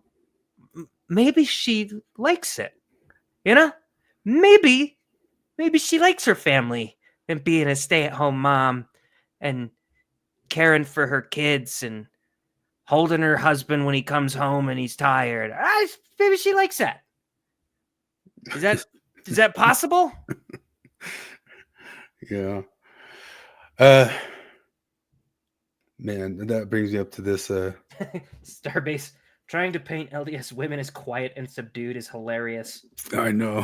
It's almost as dumb as when Michelle Obama says retarded shit like black women never speak their mind and we're gonna start speaking our minds now. What? Ryan says she needs to go back to the kitchen. No, listen to this. This is how you treat a woman.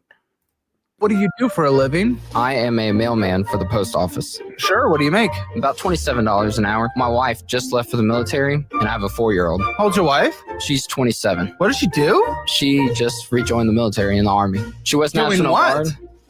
She can't tell me. Sure, she's not someone else. She might be. I want to make sure she doesn't get by a dude on the base, which always happens. Hey, if a tree falls in the forest and nobody sees it, did it really fall? Are you guys open? Open's okay if it's established. No, but I just happy wife, happy life. You're okay with her getting... I've never heard that said in that scenario before. Shit. If she comes home in a good mood, I'll look the other way. Yeah, said the Yes. day she quits yelling at me is the day that I should worry. She yells at you every day. Well, she did. She's been gone for a couple weeks now. What do you do? Holy fuck! that energy is a lot of Oh my the God. energy that I've seen in the. That makes me think if we had these friends that they rented our basement for a while. It's one of Morgan's college friends. They got along really well. And I liked the husband. He's a nice guy. He was the most whipped guy I've ever met in my life. And she was an asshole to him. She was a dick. Like, seriously, the amount of stuff. I mean, he had one of the, you know what a Raspberry Pi is? The little computer thingy. I don't totally know what it is. It's this weird little portable computer thing. You can program it to do different things. He played video games on it. He would like hook it to a TV and play video games. And he kept wanting to get an Xbox controller because he could hook the Xbox controller to it. And she kept telling him no, which is odd because they had no kids and she didn't have a job and he did. So she would be in our basement all day fucking around. And then when he comes home from work, she'd be like, all right, it's time to clean up. Like, hold on a sec. No, that's not how this worked, but he let it happen. So anyway, his birthday came around and I bought him an Xbox controller. And she was like mad at me. She's like, oh my God, you got him a controller. And I was like, wait, you're actually mad that he got a thing that he likes? Like, he's excited. He's like, he lighting up like a kid on Christmas because he just never thought he was going to get this thing. We go out to dinner one time. We're sitting there waiting to order. Like, we sit right down, and most of us knew what we wanted already because we'd been to the restaurant a bunch. And so she wanted to order right away. And he seriously, I'm not kidding you. He turns to her and he's like, can I go to the bathroom? And she said no. What? She actually said no. And I was like, why? I actually said something. Like, I want, as soon as the waiter gets here, to everyone to order. So you can't be in the bathroom. And he's like, well, I'll just tell you what. I'm not ordering for you. Oh my gosh. You're a dick. Like, she was an extreme case, obviously, not most. Yeah, and this is an extreme case. This have you been following the Akash? This is embarrassing. Akash Singh is the co-host of Flagrant, which is Andrew Schultz's podcast, which is a pretty big one out there, kind of Rogan sphere adjacent type stuff. Anyway, his wife has been unbelievable all over Twitter, just embarrassing him everywhere, saying stuff kind of like this, like an orgy together with your husband. She goes out on the podcast and just completely embarrasses him. Ria, I'm actively trying to have an orgy because this couple is so fucking good looking, and you haven't seen Nav yet, but wait till you fucking see him. His body goes crazy. His face card always slays, never declines. And it's kind of weird because I'm talking about your husband. No, I kind of love it, but I'm like, us for it? Okay, maybe. Women are fucking weird, dude. Dick. Like, would you ever say something like that to one of your guy friends? No, not in a million. What do you think would happen if you're talking to your guy friend? You're like, dude, like, the nicest thing you'll say about his wife is like, your wife looks very pretty today. I like her new haircut. He's not gonna get mad at that. But if you're like, oh my God, I would fuck your wife. Seriously, her tits are just. Oh, and that I ass. bet she has just the best tits. Just imagine that ass bouncing. Oh, yeah, hell yeah, I would do. And he'd be like, oh, yeah. No, he'd punch you in the fucking mouth. Yeah. It's like at least 10 inches. You would only be down for an orgy if Or we did it's it? thick. It's thick. I will say. Yeah. So, I mean, beyond that, with a bunch of other stuff, they were, she says that my money's my money. His money's our money, all this, every single cliche that you can imagine, saying that she doesn't need to work. She shouldn't work. You guys are just jealous. She's going around trying to like get famous on podcasts, clowning him and just making him look ridiculous. So the whole entire world's kind of getting behind the Akash guy and telling him to basically leave her, The only time I understand it, like the stay-at-home wife or girlfriend thing, whatever, that doesn't have kids is like, I don't know, if the husband makes like $800,000 a year or something like that, at that point it's like, yeah, don't get a job. Just I'd be like, you can stay at home, especially if she's making like, I don't know, 40 grand a year. You'd be like, yeah, that's just stay at home. It's you're not doing anything. But other than that, there is no such thing as a stay-at-home wife. Yeah. I think your stuff is kind of childish. Okay, bro. Can we grow up? And living my best life in these white boy frat houses, and I had a roster of guys that I would rotate through. And he also like waited for marriage for her, and then she's going around saying stuff. She's denying it now, but she said stuff like I was popping my pee for men every single day and all sorts of stuff.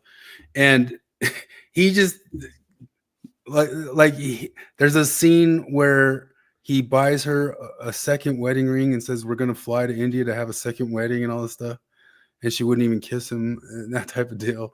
And I don't know, it's kind of getting a world where stuff like this is starting to get backlash out there. People are saying like, hey, the happy wife, happy life thing is getting to be a bit of a joke here. You know, like, come on, like you got to pull your into stuff. Dude, I've been saying that since I know. Man. Like I was a fucking kid when I was saying that shit. Because I just saw it. Like, my mom's great, but it's definitely that kind of situation where she gets to say more often than my dad, and it just drains his soul when that happens. Yeah. So, you know, that Scientific American comes out with an article on Twitter this week saying, here's what the manosphere gets wrong about cuckoldry. That's from Scientific American. I know. This was hilarious. What Local Distance said: if you want to know why institutional trust is collapsing, consider that Scientific American built its reputation publishing articles on topics like the structure of DNA or nuclear physics, and today they publish articles on how men on the internet don't understand cuckoldry. My husband has a massive cuckolding fetish. I indulge it by taking my sister away for a spa weekend, then going home and telling him all about the guy I'm supposed to be having an affair with. That was my favorite comment on there. What the guy said: getting your cuckoldry fetish cuckolded is a new level of cuck. This section is dedicated to Steve. He loves that word now. I was gonna say, I saw some of the comment section. There's some of my favorite things, but the Schultz, Flagrant, and those guys just barely had a podcast coming out today, and she was trying to say, there's all the stuff too where she was talking about in college, like guys were sleeping in the bed with her and she'd wake up with her butt hurting and she didn't know what was what and all that sort of stuff. But they came out today and she said it was all just a troll. She's just been doing this all along to try to get viewers and viewership, and it's just I'm actually an innocent girl this whole time. She's so good at trolling that even when she tells me that she's trolling, I still believe the troll. Yeah, like, the comment section on it was so hilarious. It was like, I'll believe there's no Epstein list before I believe this shit. He goes, Akash still believes her body count is 1. All them pretending she's actually a shy and innocent creature is hilarious. Poor Akash, signed Will Smith. A roster. And she said a roster of men just meant 2 guys type of stuff. And Akash's best joke: my wife's a virgin. Yeah, it's funny stuff. But it just blows my mind on like women on the internet. Like it kind of blows my mind how mean they're willing to be to and about their husbands. Like just get online and bitch about that. We talked about this a million times before. I mean, there's the Peach Lady who makes those retarded ass comics where she's just skewering her fucking husband, talking about like, I know he works and stuff, but like I see that there's only one more peach left, and I think I should save that for the children. And he sees that there's another peach left, and he eats it. It's his peach. He can fucking eat it, and then he could go get some more at the store. The funniest part is, I think that was the one. It might have been a different lady that was being a dick to her husband. There's a lot of them, but you find out what he does for a job, and he's a lineman, not like football, but like an electrical lineman. Work. Like one of the most dangerous jobs in America. Yeah.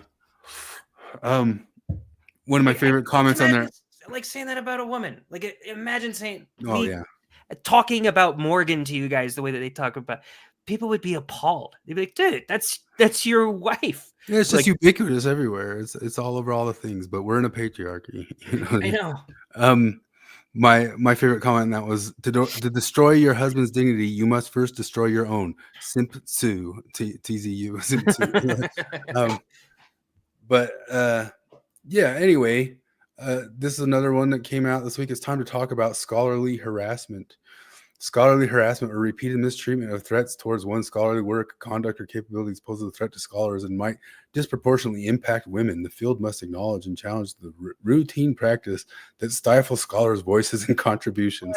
So it's now harassment to criticize work, especially if it's a woman's work. Holy Christ. Steve Stewart Williams, AI's evaluating resumes consistently favor applicants with female names over those. Wait, I thought this was the big entire thing that people ran forever on about the names and applicants stuff about being the problem in the world. Even with resumes that are otherwise identical. Look at this. Okay. This fucking this pizza cake. But this is this a comic? Like people Trump called a female reporter piggy and said Tim Walz is retarded. Does that bug you? No, a Trump guy says. The gal, I use slurs all the time and I love insulting women. Of course you do. I personally hope Trump uses the N-word. I'm sure he will. That's why I voted for him, so I can openly say the N-word. I'm so tired. No, dude, internet comic artists do not know anything about the structure of a 4-panel comic. It's always like this. That's harassment, Jared. To criticize. Yeah, I know. There's no fucking punchline. There's nothing. It's an imaginary scenario that nobody ever said anywhere. Yeah, it's an even shittier version of the shitty conversation she had with an imaginary Trump guy in the shower that morning where she just pwned him. I'm like, I said so I could say the N-word. I'll get to the retarded stuff later when we get to the Somali stuff. But I saw this is a funny Peggy Fletcher Stack put out a report this week about LDS podcasts, and saying that all these podcasts are balkanizing into different directions and all this sort of stuff. And the top guys don't know if they can reel them in. It's talking about like Quick and Jacob and all those guys. And then this guy just put Quiet Piggy on the. Did we find out ever? Was that reporter's name actually? Her name was actually Peggy. Yeah. I heard the White House said that, but yeah. So it could be. I don't know. I think he said Piggy on purpose. Maybe he knew it was her nickname or something, or had been given her that nickname already in his mind. But so, do you think he actually said Piggy instead of Peggy? I think it sounds like he meant and said Piggy. I don't know, but maybe it was just accidental. I don't care either way. Like they're like, did you see that Trump is a dick? And we're like, yeah. Yeah, we know he's. What are you talking about? Like you've been telling us about his dick for years. Yeah. That's the only thing you say about him that I believe. Yeah. Greatest men in the 80s, gayest men in the 80s. That is kind of trippy. So then Vice put out this thing about man keeping is why more and more women are done with dating, because managing his stress, interpreting his moods, holding his hands through everything on the internet is just gender wars, man. It's just gender wars. Managing his stress, interpreting his moods, holding his hands through feelings he won't share with anyone else. All of it's unpaid, unacknowledged, and often unreciprocated. Is any wonder women are fed up? But then this other thing came out that Gen Z. So your husband tells you things you wouldn't tell anyone else, and that's a chore to you? You think there's something that if he tells you things he wouldn't tell anyone else, that's a good thing. That means he likes you. Yeah. Gen Z women are deliberately dating ugly men. Could Shrekking cure dating fatigue? I love that because I remember the first time I saw this Shrekking thing, half the comments were like, she's retarded. She's a 6 dating another 6. She just thinks she's hotter than she is. That's all this is. I'm Shrekking. I'm dating below because it'll clear. Of course, you got to call it a name. No, you're just not as hot as you think you are. Yeah. But women have always been willing to Shrek too, because they might place that lower in their what they're desiring from a relationship than Mormon women Shrek all the time. Yeah. You will see a fucking supermodel with like a 5'3" fat bald guy just because he's a good guy. You know? It's everywhere in the world, though. I mean, women go after money. I'm gonna say money. No, security, other stuff, comedy. But here's the other flip end of it. The beautiful ones. Have you seen this clavicular guy going around? No. I sent you like a little bit of video of it. This guy's getting all popular. This guy is completely kind of doing like the looks maxing thing, but doing it on complete pharmaceutical whatever. He uses meth every day for leanness, claims anabolic steroids are safer than alcohol, practices medicine without a license on 16-year-old girlfriend. He promotes bone smashing. You know what bone smashing is? Apparently hammering your own face to create hunter eye microfractures. Yeah, to get a more chiseled jaw. It's like the new mewing. So that's what's been going around. If you hear people taking hammers to their face or bone smashing, that's what they're talking about. Is this guy and his YouTube channel about doing that stuff? This is like he is 6'2" and he wants to get limb lengthening surgery. Oh yeah, that's retarded. There's so many Chad things that you'll never be able to do and it's always like it adds like a half an inch to your height or something, and I'm like, who would even want that? Like, or maybe an inch or two.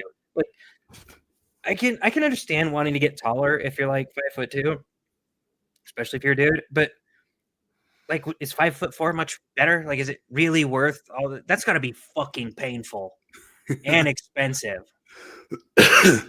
He runs he teaches 14-year-olds to take aromatase inhibitors so they never hit puberty property. So that's, you don't get that twink death. Remember we talked about the twink death that Leonardo DiCaprio went through? He's a twink and then he died into an old man. Runs paid Telegram groups giving TRT and peptide protocols to minors, sells $300 looks maxing guides that are just screenshots from old forums, fraudulently adds 3 inches with a shoe lift while calling anyone under 6'2" subhuman. Recommends chewing rocks, mastic gum plus actual rocks. Holy fuck. And thumb pulling your eye sockets for free facial ascension. Like doing this, like yeah.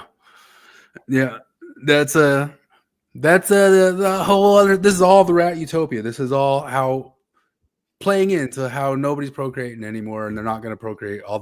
All our tiny baby rats. Beautiful generation falling apart. Mary Harrington's been calling this the Labubu man. Labubu is like those little dolls. I think South Park was even talking about Labubu with their Sora episode. Mary Harrington says, the fear that keeps me up at night is that in a high-tech society, the noodle armed sensitive beard phenotype might actually be more adaptive than regular man.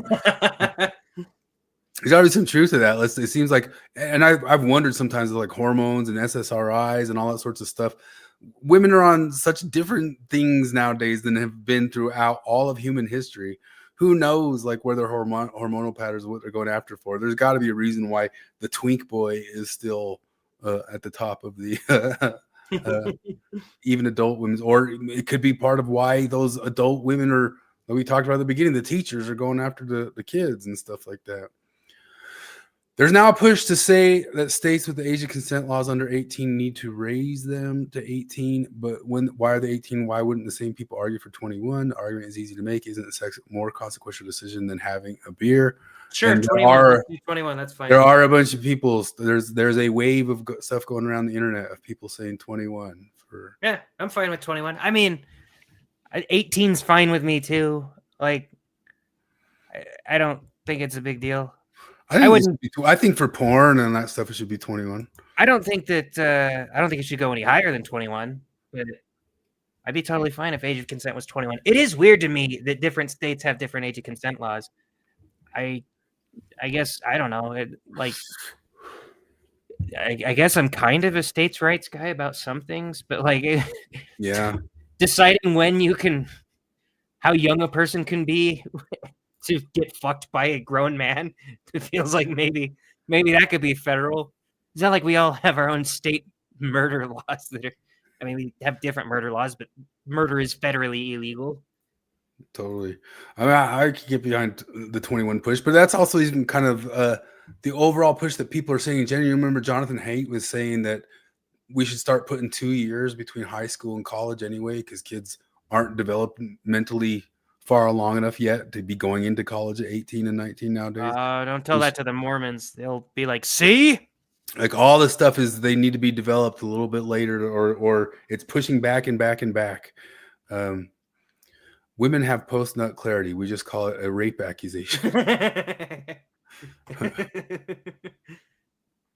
So this is a weird thing this week. Did you see this? The Ayatollah came out and was dropping a bunch of stuff. And it seems like the Ayatollah just talks like whatever we're talking about, every Mormon happy wife, happy life type guy. And everybody's like, what the hell? And women are the manager of the home, not a servant for you to say, why didn't you do this? Why didn't you do that? Why isn't this house clean? A woman is like a flower. A flower must be cared for and protected, and she will enrich. And it goes on and on and on. And he just complete insulin. Nick Fuentes comes out and says, okay, regime change now. But that was trippy. Everybody was tripped out to see what the Ayatollah is like a simp shit lib.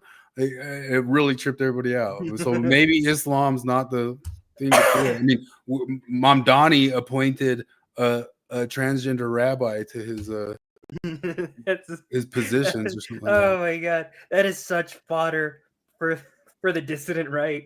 I know. But maybe Islam's doing what Christopher Hitchens was always hoping it would do. It would feminize out as soon as it. But we'll get to more on that one. Is why are you gay thing? Did you watch the Tucker and Milo interview yesterday? I didn't know. Sweet Lord, that was a wild ride. Anyway, I wish Flip was here for this too because he likes this so much. But maybe he'll hear it. Adam Carolla put his thing where he has Burt Reynolds face stuff, so it sounds crazier. He put it to some of Whoopi's on transgenderism here. So let's hear this. Line ideas popping into my head in the middle of the order. All right, but here's Carolla's been AIing into Burt Reynolds saying stuff. Which one did we watch last time? Last time it was when he had an interview with Gavin Newsom, and Gavin Newsom was talking to him about homeless people. He's like, people who just like have a preference for Gavin Newsom and not for me, they're not hearing this. So let me make Gavin Newsom be Burt Reynolds and me be some NPR lady, and then you'll maybe start hearing this already, that this guy's crazy and talks craziness. But here he does it for Whoopi. He puts Whoopi on Burt Reynolds. So here's Whoopi talking about transgender, female athletes too. Well, I think part of the problem that the trans community is facing, and it's the same problem that women face, is if you don't know anything about our bodies, you don't know how it works. So when you come in and you say, oh, these men, these are men, competing against women. You're assuming that the women are weak and just can't do anything except my hair. Have you seen female athletes? They know what they're doing. So I'm not sure what's going on or why this is an issue. The same for me as when people say, oh, I don't know how I feel about you. You do. God doesn't make mistakes. And the challenge is not to the trans people. What? It's to the people who are not trans. What? That's what God is looking to see, how you treat people. Oh, okay. God doesn't make mistakes. We have to surgically alter you to fix one of the mistakes that he made because we were born in the wrong fucking. Oh fuck! I put a female soul in that one. Oh, he's gonna have a tough life. Hopefully, he's born during the time where they can invert his cock and pump him full of estrogen. In that argument, she was arguing for transgenders should be able to compete with women because women are good at sports. I know it's jarring how I watched her say that, and she sounded so stupid. But it is jarring how much dumber it sounds when he does the Burt Reynolds thing. It's somehow, because it's almost like you just expect it from Whoopi and stuff. But the Burt Reynolds AI thing is just saying it like a normal guy would say it instead of a hysterical bitch. And you're like, wow, those words sound really fucking stupid together. Maybe there's something in it for us to say, whenever we're saying shit and people aren't hearing us because we're just assholes on the internet, put it in the voice of George Clooney. I don't know. Maybe people would listen to us more if we did George Clooney. Mitchell Clark says, sometimes I'll start a sentence and I don't even know where it's going. I just hope I find it along the way. Whoopi. That's a Michael Scott quote. Yeah. Nobody that knows. Well, speak of the devil, just this week, Jamie Booker, a transgender woman, just won the title of World's Strongest Woman. And somehow did it with, less time competing than the other women who'd done it. No shit. Yeah. The World's Strongest Woman contest won by this man. And the lady you can see on the left came in second place. She got pretty Look how much pissed. bigger. Look, like, the world's strongest man saw the current world's strongest woman and said, like 6'7", 400 pounds, maybe, or something like that. Women can be such sore losers. We're also going to hear from the world's strongest man in the male category who was at this competition, and he says some shocking things about the lady who won. Welcome back to the JP Reacts channel. This lady conquered the female competition in the. It looks exact. It is the exact South Park. As soon as I saw that, I thought about it. The same pose and everything, man. Just they chose the wrong second place. They needed to reverse second and third. The second is Wrong move again. And deservedly so. Like, think of how fucking hard that second place lady's worked for this shit. Oh yeah, she's strong as hell too. The second She's lady. the strongest woman in the world. And Yeah, she does some doesn't. deadlifts and shit that would be tough for me to. She doesn't get the fucking. She's the strongest woman in the entire fucking world.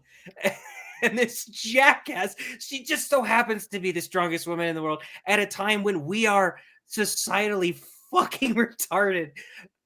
You poor lady. I feel for you, lady. I Said it was acknowledge bullshit. you. She called it bullshit, and this happened in Texas. And I actually do think that they took it back after a week. Good, take it back, but do the whole thing over again. Throw this lady a fucking party, do another pedestal, give someone else third place, and then move everyone up a notch. Give her the fucking party she deserves. She's the strongest woman in the whole goddamn world. Yeah. And that's cool. So Tucker has an episode last night called "Why Are You Gay?"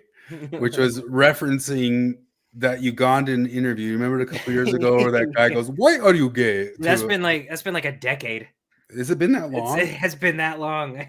Well, he brought up that preceded them passing that law in Uganda. If you remember, Biden, everybody was all nuts about that. In Uganda, they said it was actually punishable by death to. Tucker claims it was rape, and I was wanting to grok it if it was just rape, but it was to do any sorts of gay or underage rape.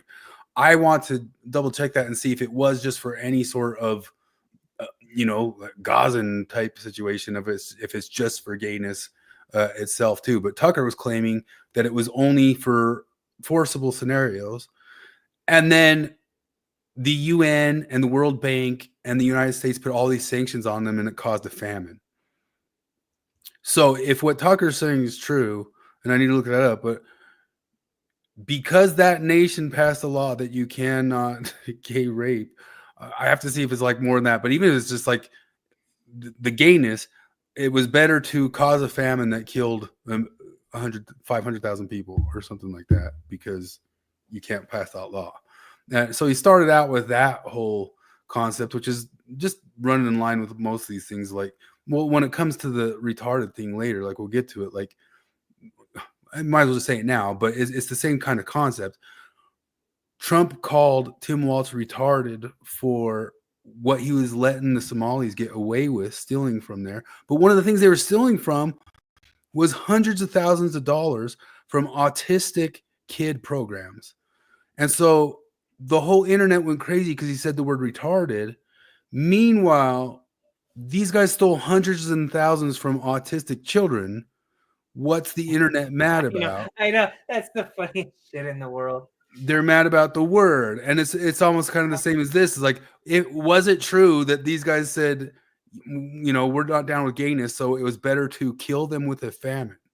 See, I was this is actually the thing I was worried about. I was so worried that because this whole Somali thing came out a while back. Like they've known about it for a while. It just blew up recently, right? And when I found out about it the first time a while ago, I was so deathly afraid that this would get discovered and go viral because of the blowback on the Somali community. Like I might have froze, you might have froze, but you said this might go viral, and then I didn't. I was worried. I was so worried that this might go viral because I was afraid about the blowback on the Somali community. Yeah, exactly. Which is happening like crazy right now too. But it wasn't just one scam. It was like 10 different scams came out from 10 different. It wasn't like one person looking into the Somalis. It literally was different sources, just all kind of coalescing at the same time. And you're like, what on earth? Like, how did they even do that? But anyway, this whole podcast got wild. Milo said some wild things because Tucker started out with that whole thing about, is it better that those guys pass their own laws by their own? They passed it democratically, but we sanctioned them out of that and caused a famine that killed hundreds of thousands of them, that sort of deal. But then he brings on Milo Yiannopoulos, and Milo gets wild. He says he feels bad for mainstream homosexuality in the Republican Party, but he also claims, and Tucker also claims, that the closeted homosexuality in the Republican Party at the top levels is rampant. Not just rampant, they think it's almost all of them, with except a few names that aren't. Well, Lindsey Graham probably. They said Lindsey Graham, but they said it's everybody. It's like almost. No, I was saying that he was the exception. No, they said it's only a few exceptions who aren't gay. Yeah, I know. And Lindsey Graham. He is. You were full reversal. Yeah. If I had to guess, the one Republican senator who's not bumming other dudes, probably Lindsey Graham. Yeah. So then they made the claim that Pete Buttigieg turned himself gay for the position. And he was supposedly straight all the way through the military and all the way through this other stuff. And then as soon as he started running for Congress, made himself gay to come out and say, because he wanted to get the job or something like that. I mean, I'm more power to him, right? That's some fucking commitment. I could not bang a dude's butthole for I'm trying to think of a price, because I guess if you Milo claims that he bets that their marriage is or almost sexless. Yeah, he thinks. Did I ever show you that? I mentioned it last week. I think that the Neil Patrick Harris part in Harold. Oh yeah. It's just a fraud, and as soon as the press leaves, they close the door, and he calls his husband gay. He's like, "Oh God, I told you no tongue." He's like, "You wanted me to make it look convincing. I said convincing, not gay as fuck." Yeah. Anyway, they have this. Why, like 101.53? Why are there so many closeted gays in right-wing media? Down at the end, why is Washington D.C. so gay? All that sorts of stuff. But Milo makes a big push for bringing back conversion therapy and thinks, how dare you take away the freedom from people to want to change their sexuality? He talks about how he turned himself straight by putting boiling oil on his legs and something like that. But then he also mentions some other guys who do much less harmful conversion therapies that should be legal, and it's done through some Orthodox church or something like that. He says some wild. He says lesbianism isn't even real. Well, he says homosexuality itself isn't real. He says no one's gay. He says it's not. Okay, well, he says all of the Republican Congress people are gay, but also homosexuality isn't real. Well, he says it's not real in the sense that it's all just basically kink and vice, and he thinks it's really based in power and wanting what some other person has and hate for the mother, but none of it's like really actually like what they are or something like that. Yeah, so I don't know. There's probably a certain amount of it that's kink, because it does come back to the rat utopia. Because I mean, if you think of it this way, the rat utopia isn't full one-to-one to our society, because there's a lot of people that still have to have jobs and do things, right? These rats, they had everything provided to them. They did not have to work at all. And then the beautiful generation came a little while after that. And a lot of us still have to work. A lot of us still have actual problems to worry about. But you go up, they're asking, why is so much of Hollywood gay? Why is so much of like Congress or whatever gay?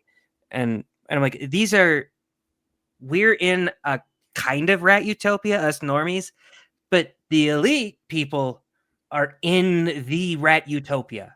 Yeah. Everything is provided for them. Most of them don't have to even That's what he shop. talks about. He their says own it's like food. it's an even type of person who makes it up to that elite, and they're all the type of people who don't just want to do those sexual acts for love. They want to do them for dominance and for. Well, yeah, but it's also because when you look into the Great Rat Utopia, reproduction went down and actual like sex went down, but like weird sexual kind of, I guess, things we would call degeneracy went up in the rat. Like things like dude rats fucking dude rats went up. Like weird sexual stuff went up in the rat. So it makes total sense to me based on the Rat Utopia that famous people, there would be more gayness in there because they are the beautiful generation in an actual Rat Utopia, whereas we're just almost the Rat Utopia. Yeah. So he said some other wild things in there. Like one of the things he said is dogs used to hate him. And he's saying this kind of almost genuinely seriously. Dogs used to hate him, but now they don't hate him because they don't smell black men on him anymore. Oh God. Stuff. I don't know how Tucker's not going to get fried for some of the stuff that he said. And some of it was like, might be like thought provoking, like, oh, I wonder, and that sort of stuff. But a lot of it was just like, whoa, this is wild. It says it's all just basically an addiction to control, and it's demonic and all that sorts of stuff. And what does Milo think about his past? And that's where he says he's embarrassed that he made Dave Rubin's purchasing of children acceptable type stuff, and then they went in on Dave Rubin for a while. Is David Rubin really a conservative? All that sorts of stuff. It was wild. It was a wild couple hours. I don't know if he's. I wouldn't call Dave Rubin as much fake as I would just kind of meh. He kind of just a midwit. I think like he's not all that compelling. But I agree with that assessment. I agree. Anyway. It's been a while since we've condemned white supremacy. We still condemn that, right? I think so. Okay, yeah. I think so. We just had to get it out there. But then this comes out of nowhere, and there's Nick Fuentes coming down on Tucker Carlson for who he platforms. Just like 2 weeks after, the whole world came down on Tucker for platforming Nick Fuentes, and brought up a bunch of this stuff. Mitchell Clark says so many commentators on the right have gone full R, and that is 100% truth. I am like, I feel like I'm in an upside down land with almost all of them, and very few of them haven't said at least one thing that I thought was full R, and then some of them are just full R. This is stupid. But then they pointed out like Milo's got all this like back history of doing apologetics for underage sex type stuff back when he was doing stuff and all that sorts of deal, and it's a big long thread about. I was thinking about that. Like, wouldn't it be hilarious? Sort of going back to the age of consent thing. Wouldn't it be hilarious if we actually introduced a federal law saying like federally age of consent is 21, and then suddenly Leo DiCaprio becomes the new Michel Foucault? He starts like writing things about how we're oppressing children by denying their sexuality. Yeah. I have not been political before, but this is the hill I will die on. Yeah. It's so funny though that there's Nick Fuentes pulling the exact reverse-a-roo right there. But I mean, I guess he's mainstream now. Crowder platform. In fact, I think it'd be funny to listen to all these people. Because there's like celebrities that'll talk about how like it's disgusting to, like, I can't believe that guy had sex with a 16-year-old. It's disgusting, which it is. It's fucked up. Don't have sex with 16-year-olds. But it would be hilarious to just for a year, like lower the age of consent to 16, like federally, and then watch how many of them just start boning 16-year-old fans. And be like, huh, okay, I see what you. Now it's 25, asshole. I like what this guy said. I think that's just what Tucker does. I mean, he did it for you. After all, Tucker just likes interviewing pedophilic FBI informants. But now we've got like the full Spider-Man circle again of everybody pointing at everybody for being fed pedophilic FBI informant. And It's gotten crazy over there. It's gotten so crazy that if the left had even just the most mildest, easiest mid-wit nothing, they'd win outright, I think, right now. And they can't put that together. You know what I mean? Like, I cannot believe like the left can't just have like a Michael Dukakis or something like that out there. I mean, I can't even think of somebody that they could put up that would just be just put up Jon Stewart. Just put up Jon Stewart and you win. And that's the right's gotten so bonky and they can't put it together. Even fucking Kyle Kalinske understands that shit. Yeah. He's dumb as a post.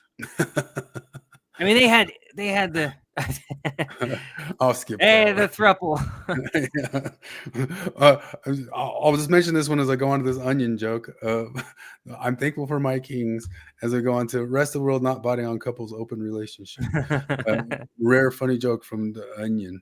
But were you just saying something else about? Oh, this guy, the polyamorous heathen, I found him, and dude, he is such a he's a sex pest. Like, you go through his posts, it's all shit like this. Okay, so real talk. You have a choice to make. As either way. Oh, okay, well, let me read the post first that he was. I'm gonna go to the bathroom. He said, "I'm poly, and my fiance, who I've been with for 12 years, isn't and refuses to allow, in quotes, me to be poly, and it hurts me inside so much. And he refuses to budge on the matter. But I love him and don't want to lose him. But I can't stand being monogamous. We've had many convos, and they've all turned to arguments. Help." So then the polyamorous heathen says, "Okay, so real talk. You have a choice to make either way. As either way, your heart is going to hurt. If you stay and your fiance continues to say no, this sadness will turn into resentment and then into anger. I would suggest that you need to take an inward look at yourself and determine if you can be monogamous or if you cannot." And this was my favorite comment, the most insane fucking comment. "Well, your partner could remain monogamous while you're polyamorous. Honestly, you have to really deep dive why they don't want you to be who you actually are as a polyamorous person. How codependent are you really? How possessive is he? Because that's all he's actually showing. Is he in therapy? Because this isn't really about monogamy versus polyamory. This is about ownership, insecurities, and control." I think this guy doesn't want his wife boning another dude. I think that's probably what it is. I can't quite put my finger on it, but if I had to guess, I'd say this guy is uncomfortable with his wife getting dicked down by a bunch of dudes. And this is a hilarious solution. Well, this is easy. This is real easy. You be polyamorous and he be monogamous. Everybody wins. I bet he'll be okay with that. That's what, if Morgan told me that, like, I think we should be polyamorous. And I was like, I don't want to be polyamorous. She's like, oh, okay, well, you could say monogamous and I'll fuck a bunch of dudes. I'd be like, oh, yeah, when you put it that way. No, that's a great idea. Thank God I don't have to go fuck other women, but I can let you fuck other. Oh my God, that's the half of the polyamorous equation I was concerned with, you fucking dumbass. Yeah.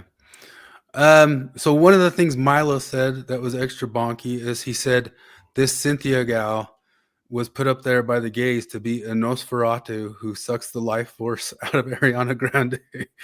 And that's why they made her Jesus Christ and Jesus Christ Superstar. But then a lot of people have been noticing beyond Milo's wild framing that it's starting to look like we might be entering into an age of Ozempic anorexia, which I think could be very, very dangerous. Yeah, it's terrifying. I mean, I told you about the Wegovy ads I keep getting on Prime. And it's just hilarious to me that we are so vain that we can listen to the list of side effects and be like, nausea, vomiting, diarrhea. No problem. I can deal with that as long as I get a little bit cuter. And by the way, they didn't. Like, Ariana Grande looks terrifying, like concerning. I don't care for her. I don't watch any of her shows or movies. I saw somebody compare it to like Karen Carpenter's last interview, and I was like, "Oh my gosh, it could be like that's hard. Genuinely dangerous." Yeah, that's heavy. Well, I mean, you look at the picture of her on the left. She's gorgeous, you know, and she's very thin. And then that picture on the right it's terrifying. She looks emaciated. and it's terrifying. And like, I don't know why a normal sized person. I know women who are just a normal weight, like don't even have a gut, and they get on Ozempic. Like, why are you doing it? First off, it's expensive as fuck. But listing off those side effects, I feel like almost any medication that says like, and there's a small chance you'll want to kill yourself. I'd be like, the only reason I would take this is if it's like a Hail Mary. As if it's like, this will cure your cancer if you take it once, but there's like a 20% chance you're going to want to fucking kill yourself. I'm like, okay, strap me down, give me the pill, and don't let me kill myself. And then once it wears off, I'll be good to go. But to lose a little bit of weight, fuck that. Yeah, well, then a lot of people, Milo also brought up this thing that he says, this is on the internet, it was on the Tucker interview, but he's been going on a rant online that the Princess Meghan Markle, was one of those influencers who constantly flew over to Saudi Arabia to get pooped on by the Saudi Arabians. And he has supposed proof and tries to show like the different proofs of her being on the vacations and all that sorts of stuff. Hold on, I've got a thread of it here somewhere. Yeah, here's his whole thread on that. And it's a picture of, he says, look up what she did lying underneath the thing. So he puts this picture of her lying upside down on the thing. But he's been posting constantly stuff like that. But he's been saying some wild stuff. But anyway, this is also weird on top of that too. This is Princess Meghan Markle compared to pictures next to Harry's mom, and how she's got like an almost mimicked outfit for every single thing that Jesus. See, some of those I'm like, well, yeah, Diana had a blue dress, Meghan had a blue dress. That's cool. But yeah, that one that you're on right there, I'm like, okay, hang on, that looks. There's a lot of them. Yeah, there's a couple of them. You're like, well, okay, maybe you're onto something here. That's weird. Then, yeah. Oh, sorry. Go ahead. Oh, no. But this is one of the things. I mean, one of the things I always talked about when it comes to bodybuilding in the world. I know that with the anorexia and all that sorts of stuff, is that a lot of people have always gotten into kind of comparing that concept to the transgender concept of like hurting yourself for what you visualize yourself as, and what you visualize yourself as might be a little bit off of reality type stuff. And so some people started saying that, and then some people started coming at people for talking people away from the anorexia using transgender arguments with them. So like stuff like this, like, with care and respect, I'm certain it was not your intent. Language like should be addressed before young girls slip into past that alter lives forever is exactly what transphobes say about trans youth, to deny them gender affirming care. Just pointing that out so you might reconsider your phrasing. So it's saying, watch how you talk to the anorexics, that you don't offend them the way you offend them. They're dying. They're killing themselves. Okay. So it's so funny because we always used to use those arguments like, would you say this to the anorexic people? Would you say that? And it used to be an argument, and now it is not only that, we are going to use the same line of reasoning of why you shouldn't talk down the anorexics. Oh fuck. I think, I don't know. Wokeism is kind of dying off a little bit, but as it dies off, it starts to get crazier. The people that hold on, it's something else, but it's batty. Yeah. President Trump. I'm not going to tell my Pritzker joke, a very cute little joke. I don't talk about people being fat. I refuse to talk about the fact that he's a fat slob. I don't mention it. Trump's such an asshole, dude. I just tossed that in there along with the Ozempic stuff. Your degenerate book club this week. Oh, I meant to have that up there. That's the thing about the men get killed way times more. I put that in the wrong spot. That was the Wilford O'Reilly one I was trying to remember. This was you found a degenerate book club of the week this week called Three Pucking this Brothers. Was great. It's a sponsor. All I wanted was to get over my ex. I never planned to get under his three hot, hunky, hockey-playing brothers. The Rush, his name is fucking Rush. Okay. Rush makes my blood rush to all the right places. Tommy holds me in its arms with so much warmth, my heart melts. Then there's Flash. You got two brothers. One's Rush and one's Flash. That's retarded. The gentle giant who performs as well on and off the ice. After my ex shatters my heart, I never expected my 3 pucking ex-brothers to pick up the pieces, but I never expected those 2 pink lines either. Oh, she got pregnant. I didn't even realize that she got pregnant. Yeah, 3 pucking ex's brothers.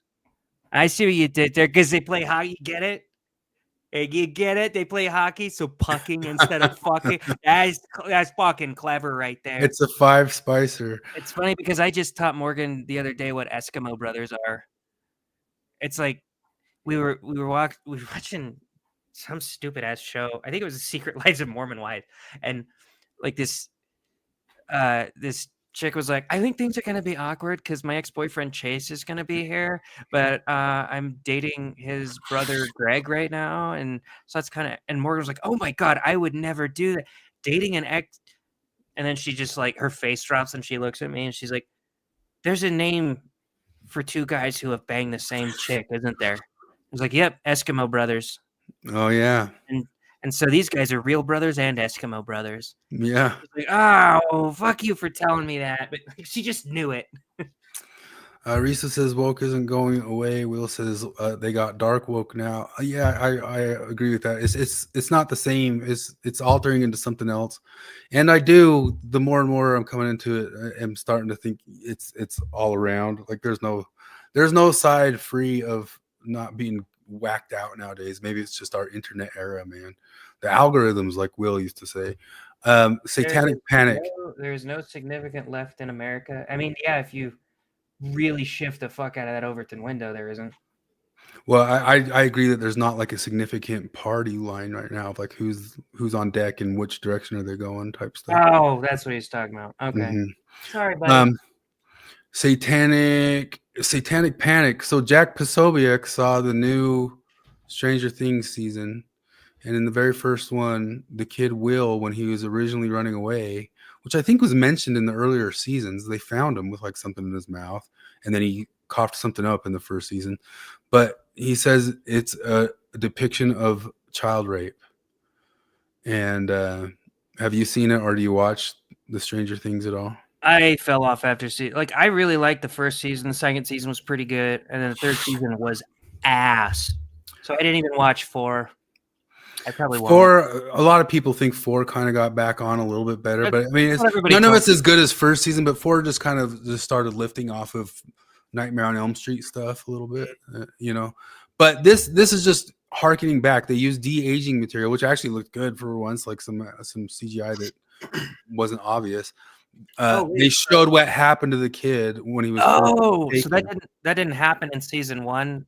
They de-aged him, and they de-aged him and showed it. They showed that this was the moment when he got what was happening to him when he was kind of just missing back during season 1.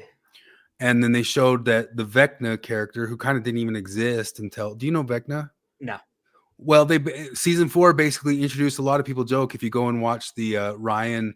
That guy who does Ryan George, he goes, so he's Voldemort. You know, it's totally like a Voldemort ripoff, and he's been there all along, controlling the Upside Down all along, and the whole story is almost like a Voldemort story. But he's standing there with Will when he's kidnapped, and then his mouth gets penetrated by like a moving squid tentacle, and it starts pouring stuff into his mouth. And Posobiec made a big rampage online saying that it was a mouth, and it's kind of funny that they got into it and say it's like the whole thing's imagery and all this sorts of stuff.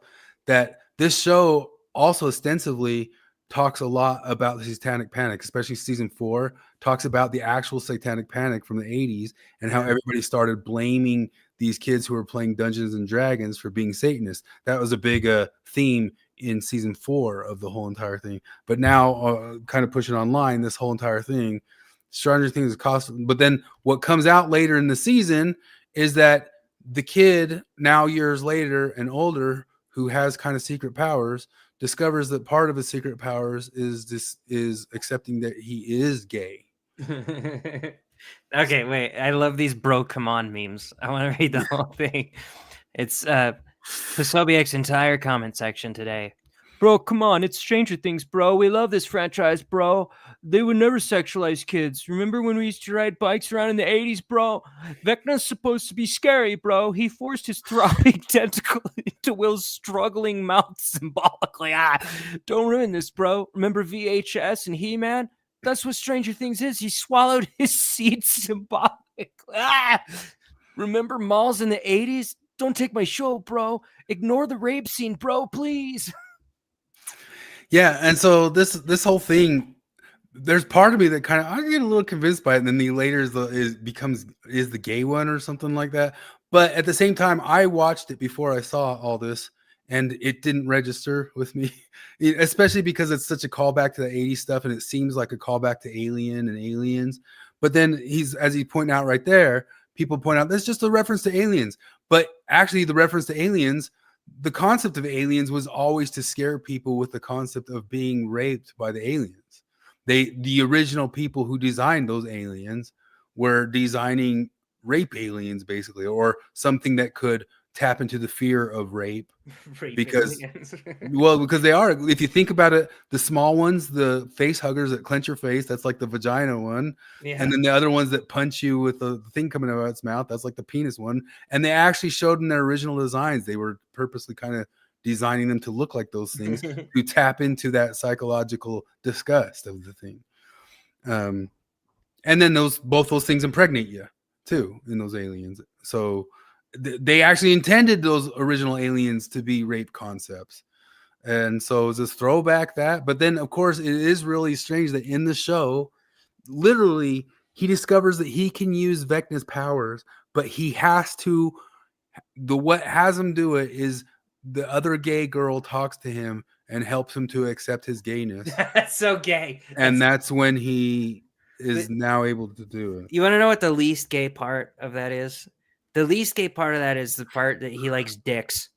The gayest part is the part where you use your powers if you learn to accept yourself. That's gay. Even if you weren't gay, that would be gay.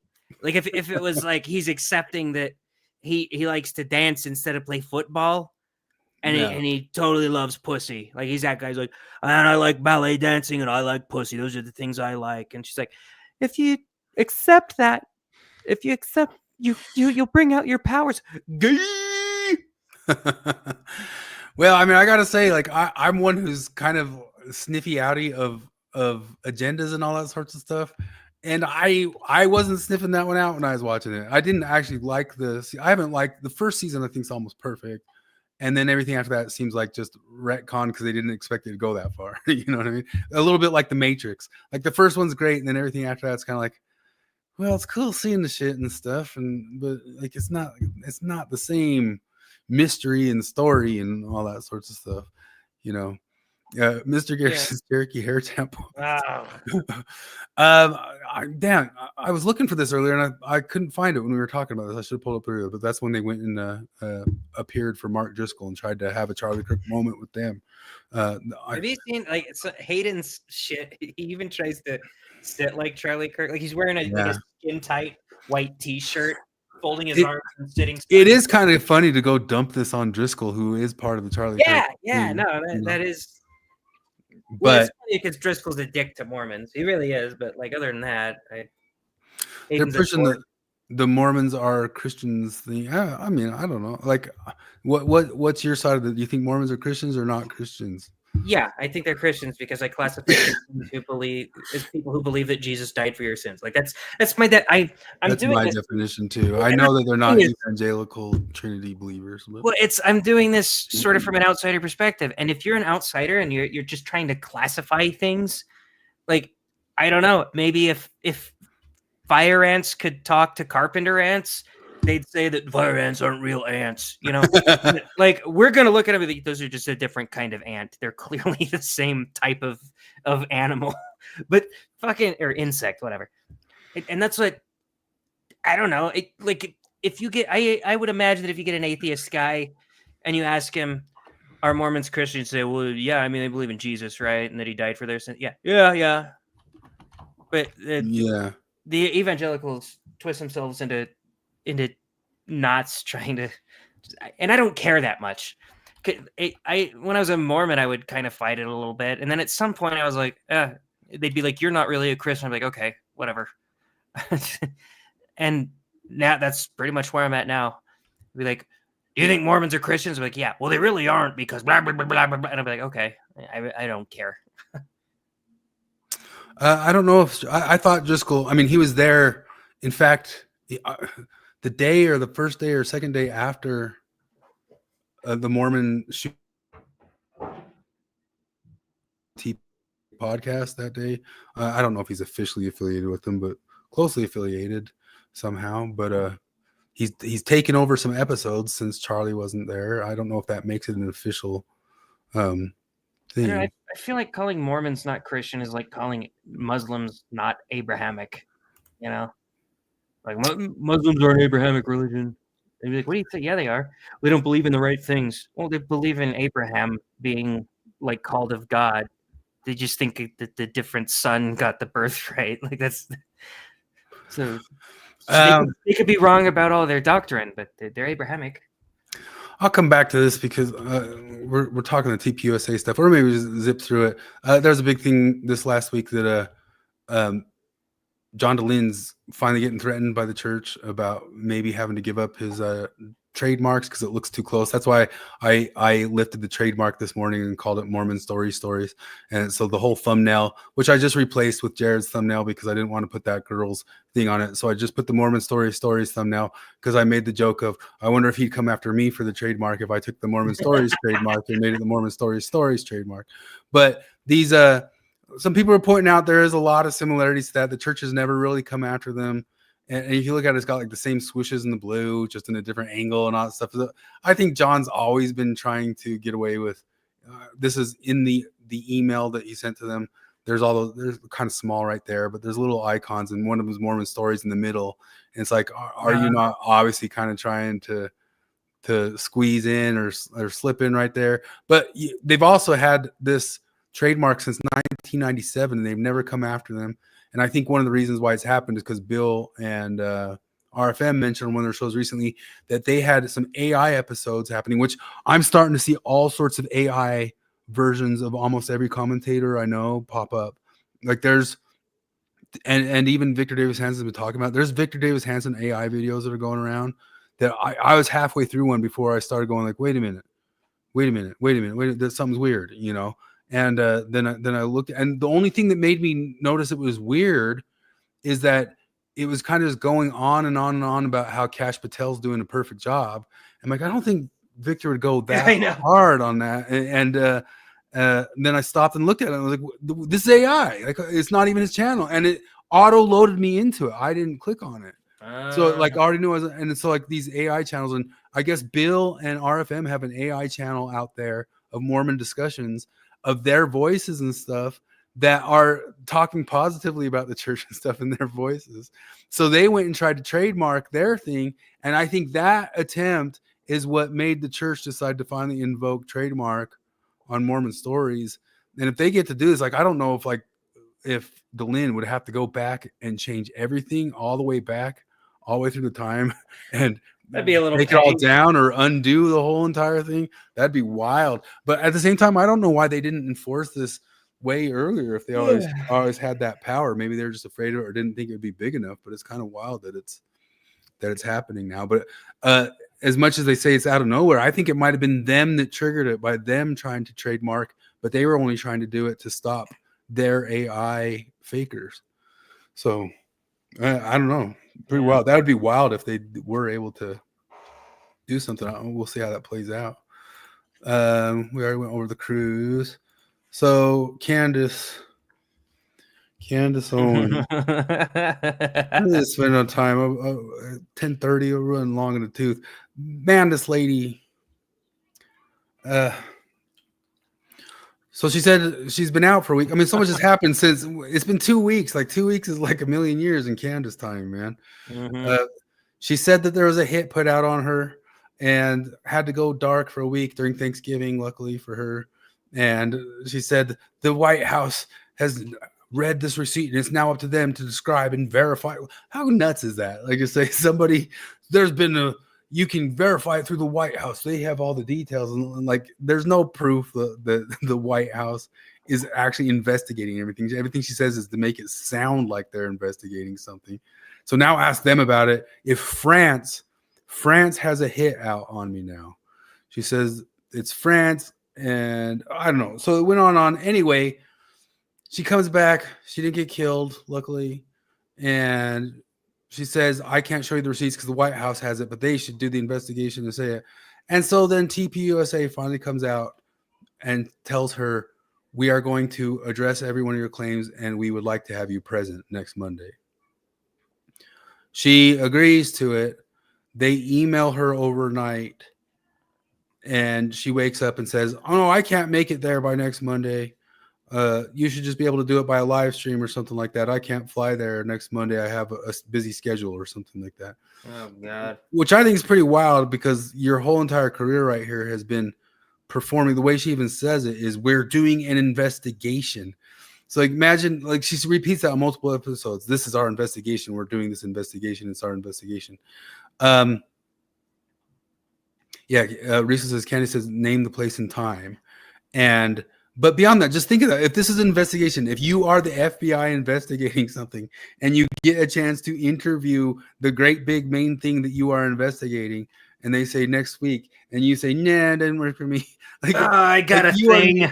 You are not doing an investigation. That is not an investigation. It's that Homer Simpson thing where he borrows all of Flanders' shit, and Flanders like, hey, Homer, you got my I was wondering if I could get my power sander, my lawnmower, my popcorn machine, my George Foreman grill, my snow blower, and my snowsuit back.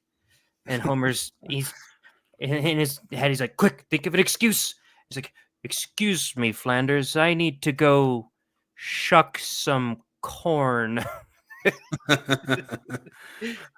So Tim Pool and her have been going at it, and because he's calling her, he's one of the only ones daring to call her. And I don't know why the rest of the people don't dare to. I guess Crowder and Shapiro have, but I think she's actually the one ripping the right in half more than anybody. Oh yeah, because she told a bunch of people to request all of their donations to TPUSA, but that they ever made back.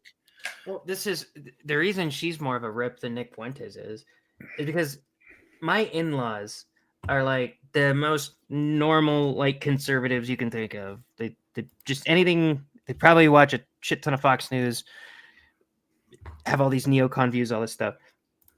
They will listen to Candace Owens. They will not listen to Nick Fuentes.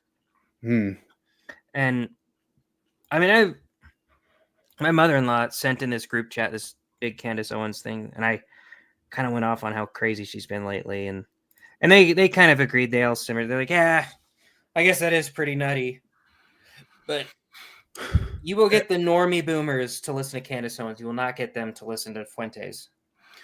Well, people keep asking. Tim Pool kind of makes the point, and I think it's a good point, because it's all like Murder Mystery Encoded, which is already like one of the most popular, feminine murder mystery encoded is the most popular podcasting in the world right now. But he also kind of made the point, and we've always talked about ops and feds. There's supposedly something about you're not able to make types of money on YouTube for conspiracy type stuff. And she's the number one podcast right now, and they're boosting her and they're pushing her up, and there's something strange about that. But beyond the whole thing too is that Tim says, if Charlie were alive, who would he be most pissed at? Obviously be her, because she's tearing TPUSA apart and down and ruining it. But at the same time too, is you stop and think, but what if she's right? They did all murder him. Well, then of course Charlie would want that ripped down.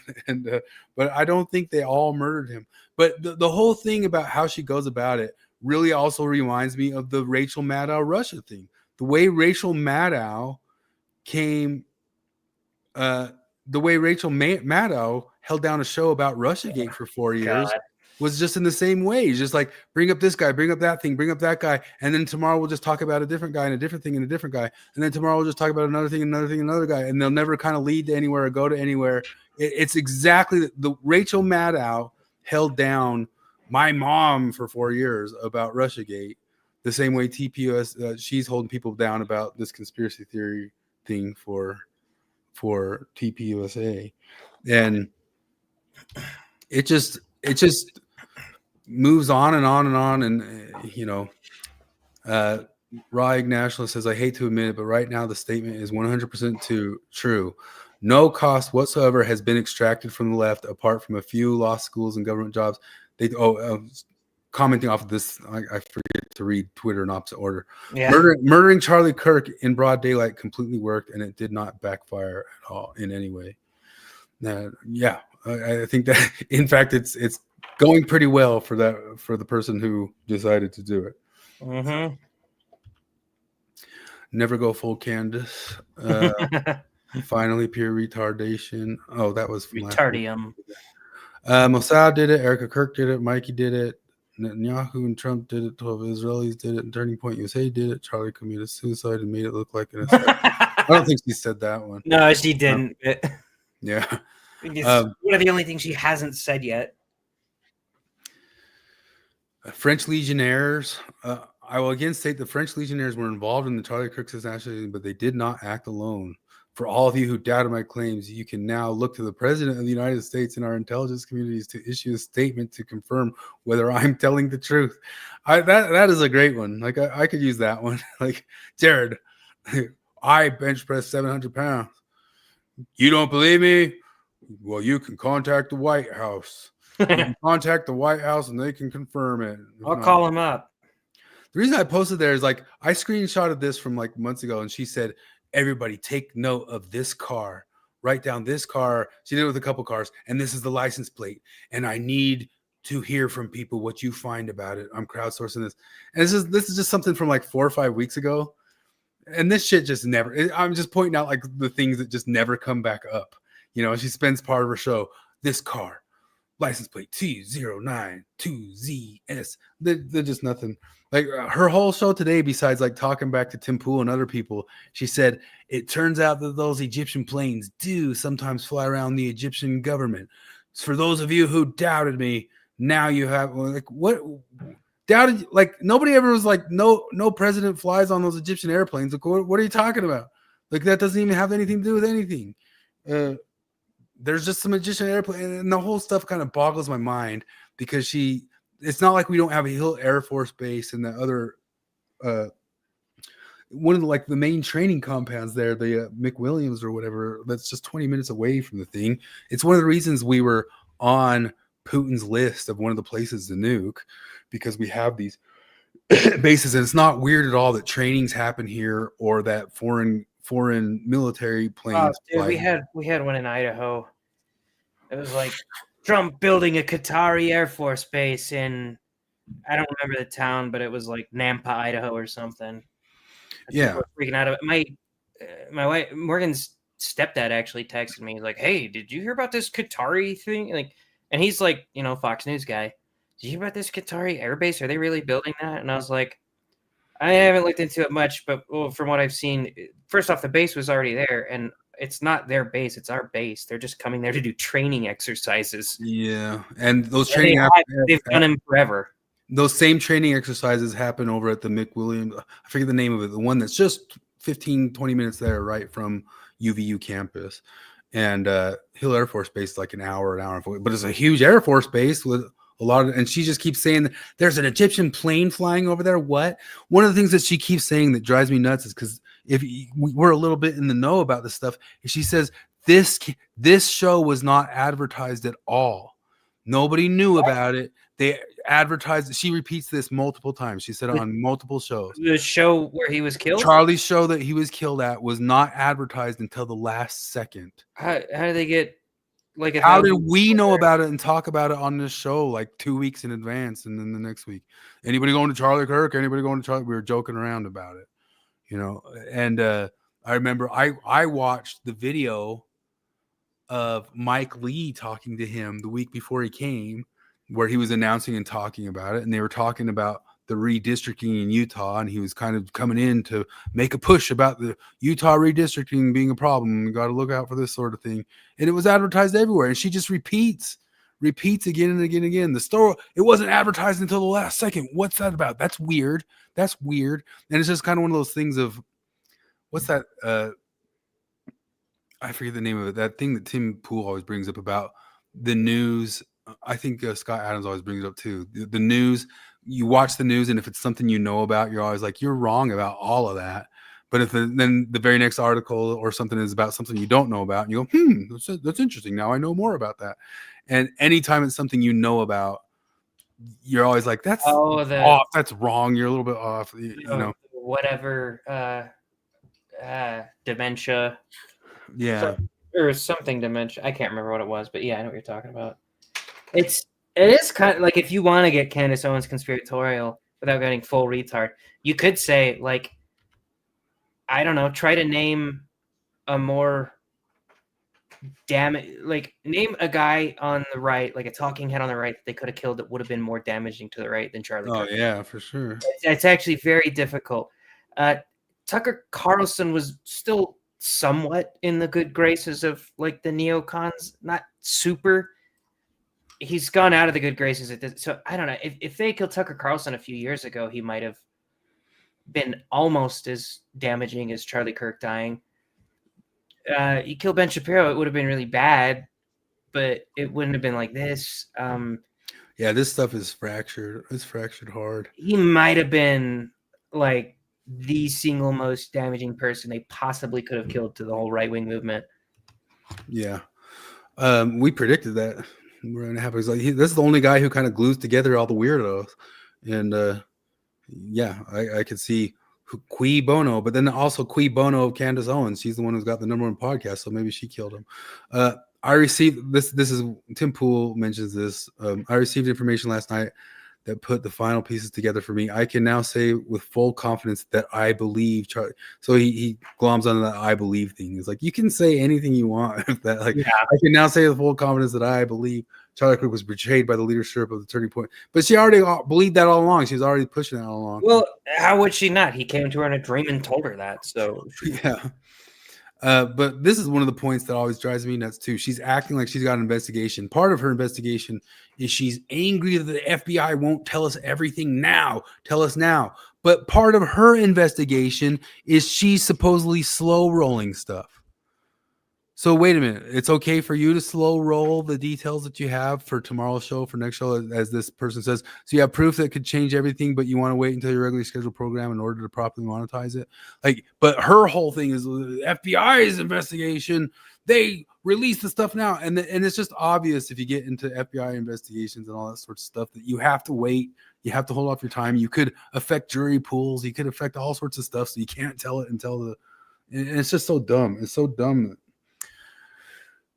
The right falling apart for this. If they fall apart for how stupid this all is, they deserve to fall. Yeah.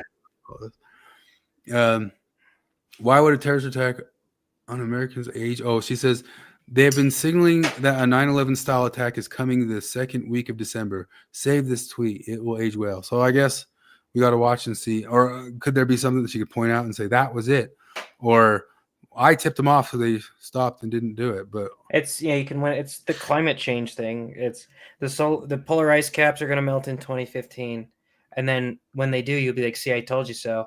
And when they don't, you'll be like, "Thank God I warned you, so you could put in all those mitigations to stop it from happening." This is a little weird too. A bunch of right wing. Oh, not to mention, last week it turned out that a bunch of Twitter right wingers were from different countries. Yeah. And most of like the trash post boomer posters on there were from India and all over the place. And then this happened. A bunch of them got caught. This is a little bit like that EBT thing where they were suddenly saying, because they all got paid, saying you can't let the government tell you what you can drink and not drink for EBT stuff. And they got paid for that post. Well, they all just came out and put these like weird posts from some sort of foreign government paying them money about suddenly talking about bets and all that sorts of stuff to make money. It's a shit show. It's a shit show. And then the Somali stuff comes, which we've already talked about. Look at this. Bill Kristol says, he said this to Charlie Kirk. Almost every Afghan refugee will turn out to be so much better of an American than Charlie Kirk. And so Jesus Christ. This went all around. I guess you're not including. Yeah, I guess you're not including The one that just shot the shooter. National Guard. He Like, said this he did say before almost that. every. Yeah, he Yeah, said it this was before that, and then people passed it around as like, look at what this arsehole said. But that's the Donald Trump retarded, seriously retarded Governor Walz. But we already mentioned, like, are you more mad that they took money from a bunch of handicapped autistic kids, or that he said that the guy was retarded who let it happen? Like, Well, for I me, always- for my book, if I have like an autistic kid, I am on the side of the guy who called the dude a retard who took money from kids like that. You know. Well, I use it like this. It's exactly sort of an analogy. I usually use it with the N word, but that word will get us fucked, so I won't do that. But it's like if two dudes are walking down the street holding hands and a truck drives by and says, like, yells faggots at them. And I say, man, that guy's an asshole. He just called those two gay dudes faggots. And the whole crowd suddenly turns on me and is like, did you just say the F slur? I'm reporting what happened. Yeah. Why are you mad at me right now? Well, there was a case in London. Did you hear about this? It was brought up with Pierce Morgan and Tucker. Tucker was trying to push Pierce on it, but it's a true story that this gal got assaulted by her boyfriend, and then in a private text message to her friend called her boyfriend a faggot for assaulting her and got arrested for it. I think if you get an F slur passed, you know, if your boyfriend breaks your jaw, you can call him a faggot. Yeah, I give that an F word. Even if I really, really hated it every single time somebody used that, no matter what the context, I'd be like, well, I can't focus on being mad at her because he broke her jaw. So I don't. Yeah, she did a kind of mean thing, and he did a cruel piece of shit thing. It is the Bronze Age. Somalia is a shithole. It is the height of Rome. Somalia is a shithole. 1776, Somalia is a shithole. 2025, Somalia is a shithole. I saw somebody talking about today that Thomas Carlyle was writing whenever he was around 200 years ago that it was a shithole and it's going to be a shithole for 200 years. Oh God. But so speaking of, we don't have much time left. Were you gonna talk about that New York Times columnist? Oh yeah, you want to pull him up? That was the one that one just it kind of just bummed me out. That's well, if it was said by a white right winger, it would have been, you know. The mistake that you made is that's why I called my name is Ass Chicken. Oh, it just talks about our bland ass chicken.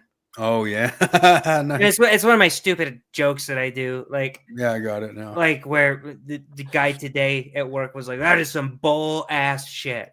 Yeah. I was like, "What other kind of shit is there? What are you saying, ass shit? Is there other types of shit?" That's the kind of autistic question I like. That's some ass shit. Wait a minute.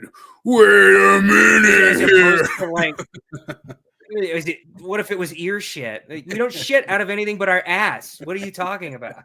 It's just me being a dick. What's the guy to do? He's like, I guess you caught me in that one. You caught me dead to rights. Yeah. I apologize. you have lost. You lost. The mistake that you made is you let us in the first place. See, that's the thing with brown people. I'm going to say this as a brown person. There's a lot of us. Like a lot. There's like 1.2 billion in India. There's more than 200 million in Pakistan. There's like 170 million in Bangladesh. Those are just the people there. I'm even talking about the folks who are expats or immigrants. There's a bunch of us. And we breed. We're a breeding people. And the problem is you let us in 1965. There were a few of us beforehand. But once you let one of us in, you know what happens with brown folks? Our grandmother comes, our grandfather comes, our uncle comes, our aunt comes, our cousin comes, our second cousin comes, our third cousin comes. Then we have kids, a bunch of kids. And then guess what? Some white women, you know, the Western civilization women, the pure women, the American women, quote unquote, the Rust Belt women, the real women, they like some of us brown folks. We don't take them. They come to us. So most of what he says here is like pretty true. And a lot of what he says here is just blatantly racist. That was the only thing here that was like just a flat out lie. Like, I don't want to be a dick, but like, how successful are Indian dudes with white women? It's like the least successful subset of dudes in America. with white women are Indian dudes. Yeah, This it's funny, entire 'cause I think there are brown and black people that they do like, but it's Sure. not it's not those ones. It's not Indians. It's we have entire meme genres based on that. Like we had a decade worth of Bob and Vagine memes talking about okay, man, like the rest of it kind of pisses me off. And here's the thing. I would never bring it up because I remember first hearing about how there was like some study like a decade ago talking about how Indian Americans have significantly less success in dating apps than like white or black Americans or Mexican American, any of those. And I felt sympathy. I was like, oh man, that sucks. And I'm like, I mean, I get it to a degree because you have the world's funniest accent.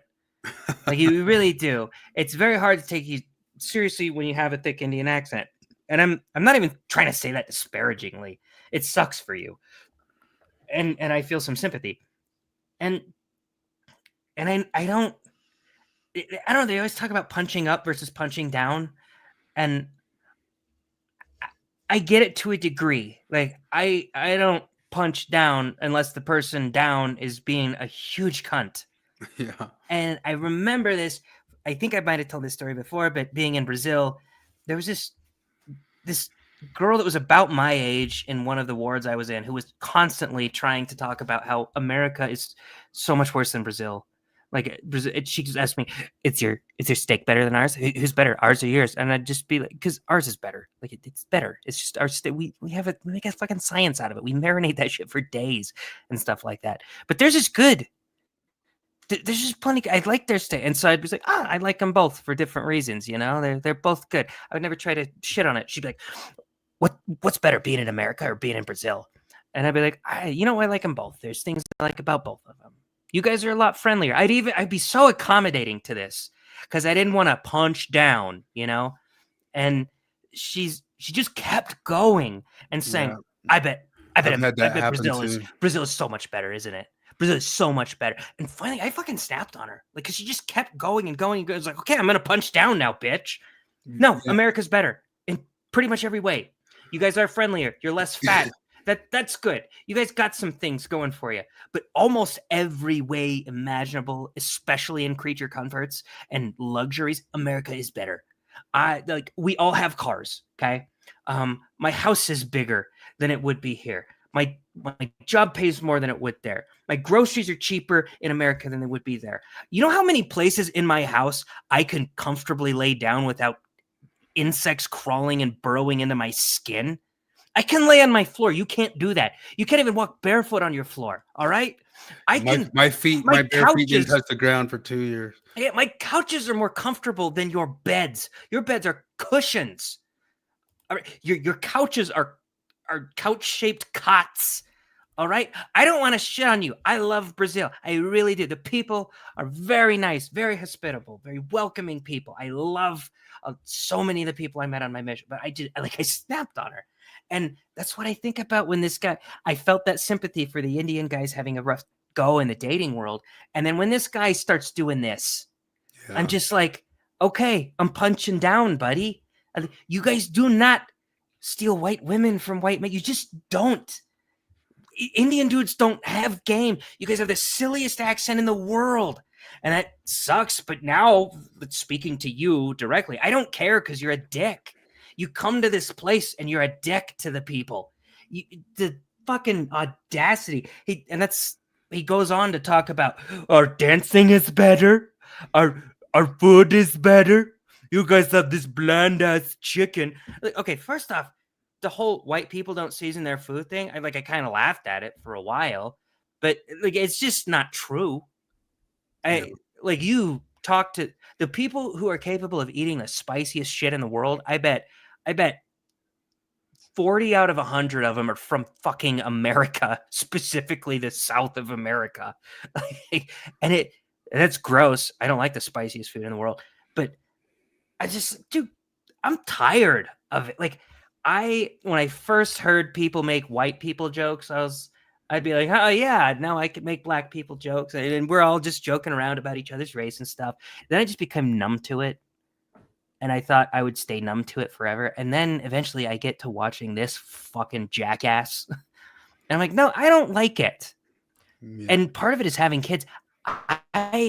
You're talking about my kids now. Like, you're talking about my son and how he lives in a cultureless piece of shit society, and we should be happy to have you. And look, here's the deal. The diversity is our strength, people. I would love to be convinced. I seriously would. I would love to hear them out and be able to tell the racist side, like, no, this is actually why it's great to have different races of people. This is why multiculturalism is great. But all they have is shit like dancing and food. They're like, oh yeah, you don't want enchiladas? And look, if you're right and Jared Taylor is right, and that like you guys bring us enchiladas, but also a massive increase in crime, I'll give up the enchiladas. I'll look them up online and I'll just cook them for myself. But that whole debate happened. I mean, the Tucker and Pierce Morgan debate. He actually said it is actually kind of strange because I thought Pierce Morgan was more online to understand he was stepping like right into the cliche. But Tucker asked him like, what does all bring? What does all bring? And he says the food is just amazing now. It's better food. And Connor Tomlinson, this guy here who's posted this, texted to or tweeted to Pierce. It says, so how many like rape gang rapes did you swap out for your curry or something like that? You know what I mean? But not that they all do it, but this meme here kind of jokes at that. Right here, Western immigration policies. Statistics and shark bites are super rare. It's such a silly thing to worry about. I've never seen a shark bitten, but then they're just overloading the pool right there. Oh, I didn't notice there was a Star of David on that thing. I didn't know. I'll give him this. The anti-Semites are funny as fuck. Yeah. It's even got a yarmulke in the curly. But not that I don't believe that there's some Jewish people who push that. It's just I believe there's been plenty of different types of people up at the top levels of whatever elite. Almost every single person is wrong about the Jews. The far left is wrong about the Jews. The far right is wrong about the Jews. Ben Shapiro's wrong about the Jews because with Ben Shapiro, the only time identity politics is appropriate is when you're talking about the Jews. The only people that again, Steven Crowder, one of the only people in the world that's right about the Jews. Treat them as individuals, and when they do shitty things, be like, these Jews did shitty things. And I really don't want to have to do the preamble of that. Doesn't mean that all Jews do shitty things. Yeah. It should be implied. There's an elite level of people pushing stuff on the world that are of maybe some of them certain religions, certain beliefs, certain NGOs and money. The problem is any one of those organizations that get that big are religious and have people that are elites have all done just as much shit and pumped just as much money and pushed just as many things. The Catholic Church has done it. The Mormon Church is getting into it. Like whenever any sort of ethnicity or religion becomes or gets up to that sort of level of power, they're going to have some level of elites that try to alter the world in certain ways. And Rachel. Go ahead. I was just going to say, genuinely, I think even sometimes they think they're helping in ways. It's not just, let's get them, you know. But any sort of top-down world steering is going to screw stuff up and mess things up. But what were you going to say about Rachel? Did you say Rachel? Oh, no, racial. Racial. I was going to say, racial nepotism is a thing for pretty much every group in the world except for American whites. Yeah. Western whites, really. Like European whites do the same thing. Except for Russians, they don't do it. But it is, and I had the clip, I'm not getting around to playing it, but that we talked about of Brett Weinstein predicting this forever ago. And it's just the most easy and obvious thing in the world, as we've always said, is of course that this type of harping that we're watching here was going to push into the whites saying, okay, time to do identity politics now too. Yeah, like when you spend forever saying everybody but whites can do identity politics, eventually whites are going to be like, oh, we can do identity politics. I guess we better just do this. Country, I'm going to speak as a brown person. Brown people are everywhere. There will be a Patel Motel or there will be a Desi restaurant everywhere. I want you to realize this. You have lost. Your story is a shitty story filled with misery. It's filled with bland chicken. It's filled with terrible, terrible dry ass meat. Your music sucks. All your culture sucks. Chuck Berry sucks? Nobody. That's why the kids like listen to black people and their music. That's why the. What'd you say? What do you mean black people? Black people are Americans, you jackass. Like he's like your music sucks. Oh, Chuck Berry sucks. The Beatles suck. Who are you talking? Your story is a shitty one. What is okay? Like we all love that Indian music and get down to that. Too. I know, yeah. Your music is fucking great, India. Like Bollywood isn't universally made fun of, okay? But did you watch that RRR movie? This is a sick. This guy's being a dickhead, but there's all sorts of Indian dudes. I know some Indian dudes. There's cool, and I like Vivek Ramaswamy. I was even kind of leaning towards liking him during one of the last election. I have some of his books and all that sort of stuff. Even though he said some stupid ass. Yeah, he's a smart guy. There's plenty of great Indian dudes. Yeah, I'm just like, what do you mean? It's just when you get to this is the rage response you elicit. Yeah, and it's like you think that's impossible. You've taken it so for granted at this point that white people, white Americans specifically, are just gonna sort of bend over backward. Yeah, we're terrible. It's just the worst. We're so sorry about everything we've done in the past. But they're not doing it anymore. Congrats, fucko. You got Fuentes. All right.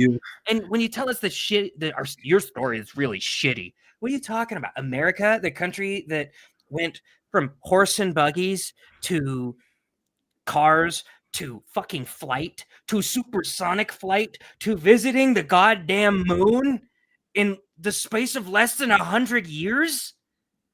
Yeah. To the internet in the space of 100 years. Like the shit that's happened in America. How's that a shitty story? It's insane. Imagine being that guy that was born in like 1890 or something, and you're living in like the last remnants of the Wild West, and then you also get to see cars come. You also get to see flight developed. Then you get to see commercial flight developed. Then you get to see supersonic flight happen. You got to watch us land on the fucking moon. That's insane, and that's America. That's our shitty story. All right. I don't want to punch down. I don't want to shit on India. I really don't. I wouldn't shit on India until you start shitting on America and just telling us how terrible and racist and shitty we are. Bland ass chicken. No, not at all. Our food is awesome. We take your food and we blend it with ours. It's great. That there's a multiculturalism thing, blending the good parts of your stuff with the good parts of our stuff. Yeah, I actually wouldn't shit on India at all if like they picked up on their cleanliness, like they're clean and orderly like the Japanese, and there's something about them too. People talk about high trust and low trust societies, and part of that has something to do with their caste system, which of course they blame on the whites for happening. But they have a low trust society, which means you're going to get more scammers and those types of people working on stuff, whereas you're not going to get that out of Japan. So like there's just like Somalia, there's a big problems with Somalia. They were pointing out and noticing on today, just like the average level IQ of the place is 68, which if you look at that, their average level IQ isn't qualified to be in the army here. Yeah. But there's so much scamming in those low trust societies. And that's one of the things that drives me nuts. People talking about China too. If you watch the China show goes on and on and on about the problems inside of Chinese society because it's a low trust society, that they are not unified, like we talk about like these Mormon cultures or whatever around here, or a Japanese culture or something like that. They aren't the type of societies where you can leave your door unlocked or leave your kid's bike on the entire culture. Not that any individual might not be like that, but if an entire culture comes over and they have like that sort of, I listened to this whole extended story on one of the reasons. It was from an Indian man who said one of the reasons Indians aren't clean is because of the caste system. The rich people think they are above. That's part of that caste system thing. Like that's for lowly people to clean, And so it's not the peasants who are dirty. It's people who think they're snooty. It's not the people that are like cutting their curry with cow shit and like pressing their pond bread with their fucking dirty feet that was just on the ground. There's not those people. Those rich fucks. But it's the rich. But the rich ones do as well. They don't. They think it's below their grade to clean anything. But anyway, but then there's a lot of stuff like a lot about Indians. There's just little tweaks I'd make about their culture as opposed to like an fully Islamic culture or something like that. But I don't know. This is the New York Times columnist saying this, and this is all the stuff that, like, if any sort of person like Tucker Carlson warned about this 4 years ago, people screamed to the high heavens that, you know, there's a certain level of assimilation that comes with like a certain. There's a balance between assimilation and respect for your previous culture, and I could totally fuck with that. Like if you sent like Kumail Nanjiani is originally from Pakistan, right? And I'm totally down with him respecting his roots. It doesn't bother me when Mexicans celebrate Cinco de Mayo. That's their heritage. That's where they're from. Oh, dude, I love Mexicans. I would even say to people, because it's another tweak. You'd have to make the tweak. But if you could like abolish the cartels, I would be open to putting the border at the bottom of Mexico and having Mexico be as free willing to come in between as Canada and us. Without the cartels. That's without the cartels. The Mexicans are fucking awesome. This is one of the biggest kind of contradictions and lies that's been going on over the past 20, 30 years forever. Just the bait and switch from we're overpopulated, please stop having kids, to we need 1 billion Americans, but you aren't having kids, so we'll just import 1 billion brown people from third world countries, is one of the most unnerving things I've seen in my lifetime. It is such a ridiculous, wild thing that we heard both of those messages constantly and still do. It's such a goofy thing. That's what I was getting at. Like if you can have people that assimilate while still respecting their culture, people like, you know, Kumail Nanjiani. I'm sure he said a bunch of retarded woke shit, but he's like a funny comedian. He's he only got woke later. I first got into him when he used to run around with Pete Holmes and they were doing podcasts. Oh, dude, 2010, 11, 12. I thought they were funny guys. No, his early stand-up is fucking awesome. But it's not even like it's almost like he got into it to buy into Hollywood so he could start getting roles. Yeah, I know. Because he was great just as a comic originally. When I still like Pete Holmes. Pete Holmes is funny, but it's just if you got those. But instead, the problem is when you allow immigration of a ton of the same amount of people to the same place, they have no reason to assimilate. Why would they? If you send 82,000 Somalians to Minnesota and they can create their own community, that's so many people that why would they assimilate? Yeah, they got to come in. Of course they would. They gotta come in with integration in mind, and you just do it slower. If it is a melting pot, you got to let it melt. You know what I mean? We're not letting it melt at all. This sort of iron thing here and steel here, and just if we're getting to a post-racial society, this sort of thing that James Woods says, talking about Ketanji Brown, which she is dumb. Like if you read her stuff and some of the arguments she's made, there's things we can pull up. But James says, does any rational American sincerely believe this person operates at the same level of critical thinking as her fellow justices? And to say that's actual jaw-dropping racism or something. If we're getting a post-racial society, any sort of person in major power like that, you should be allowed to say you find them dumb and not have it be a racial argument. So if I shit on Ketanji Brown Jackson, a Supreme Court Justice of the United States of America, one of the most powerful people in the world, am I punching down? Is that really punching down? I got a decent house. I got a decent job. You know, I'm a middle-class guy. But she's a Supreme Court fucking justice and I can punch down on her? Yeah. You're retarded. It's just one of the things, and it's constantly stuff like it's been a hide behind and a workaround for bullshit for far too long now. Like even the Somali stuff, you catch them these flagrant acts and they can just declare racism. And a bunch of people know that the only way they got away with it that long was for Tim Waltz and those types of people being feared of being called racist for catching that. You know, so you guys make your 2-tier systems out of your liberal fears of being declared a racist for just following the law because nobody's above the law. But you know, it's that sort of stuff's got to end if we're going to get a post-racial society. If not, it's just going to keep pushing into the tribes and the tribes and the tribes. But and then the rest is Trump came out today. He's banning like those different countries. These guys are kind of pushing on the stuff, saying we're not doing it. Elon Musk pointed out how across 20 years the percentages of that have changed, like how much they've changed in just 20 years. So something major is happening. Switzerland, Australia, all of them from like 20 to 30%, 8% to 25% in Austria, 3% to 25% in Iceland. You know, it's What was the first? It isn't happening. It's good that it's happening. it Thing. might be that. It might be that because I was thinking about that. Even when I was not politically engaged, I remember hearing about. I don't think they called it the Great Replacement Theory at the time. I don't remember when that was coined, but like back in I don't know 2013. I'm pretty fresh off my mission. I haven't paid attention to politics up to this point, and I'm starting to because my friends are really into it. They get really into Stefan Molyneux, and I'm listening to these people say, "Can you believe these white supremacists think that we're trying to replace whites?" And then out of the other side of their mouth, they're saying, "Isn't it amazing that whites will be a minority by 20 whatever?" Yeah. I'm like, "Well, hang on." Yeah. It isn't happening. It's great that it's happening. Yeah, it's been a while. This year, this isn't parody. This was actually printed in the New York Times as if it wasn't the most passionate thing ever said. Mr. Biden allowed many migrants to enter the country temporarily as a way to incentivize them to avoid crossing the border illegally. And then Michael Knowles pointed this thing out, and this is one of the things that's been running forever because people always want to point to white crime statistics, but all over FBI statistics, Mexicans and Arabs and all sorts of people get classified as white, and constantly they found this. The post. Wait, this guy Muhammad was classified as Dawood, white? yeah. Holy shit.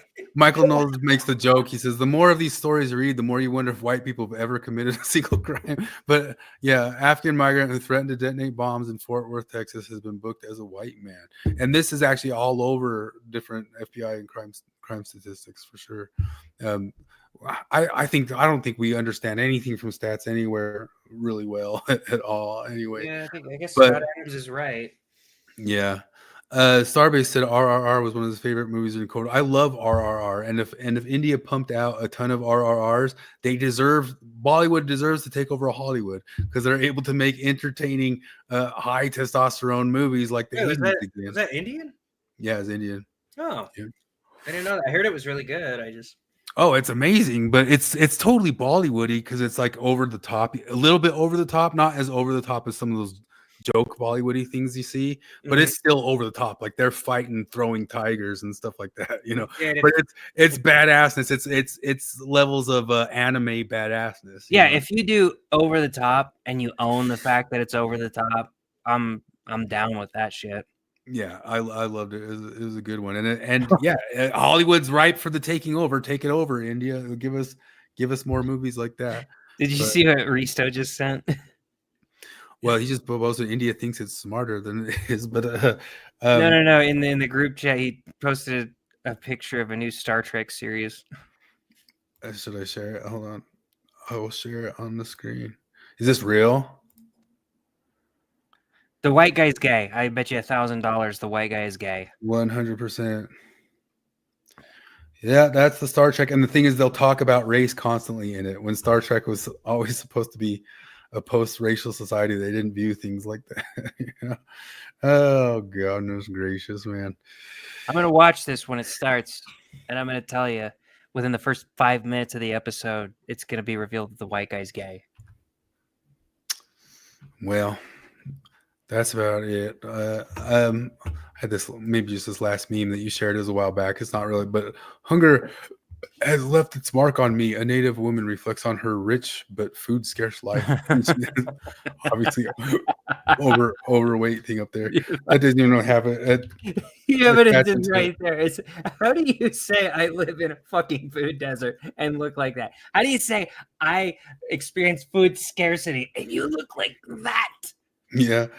So one of the things, I've been watching a bunch of AI slop videos, but the favorite ones are the chiropractor ones. But there's a bunch of them that are like Pixar ones, and there's all sorts of Pixar ones with Indians. And the thing is so and so Pajit or whatever against the bath, no bath, or something like a. Yeah. Have you seen the Olympic Games ones?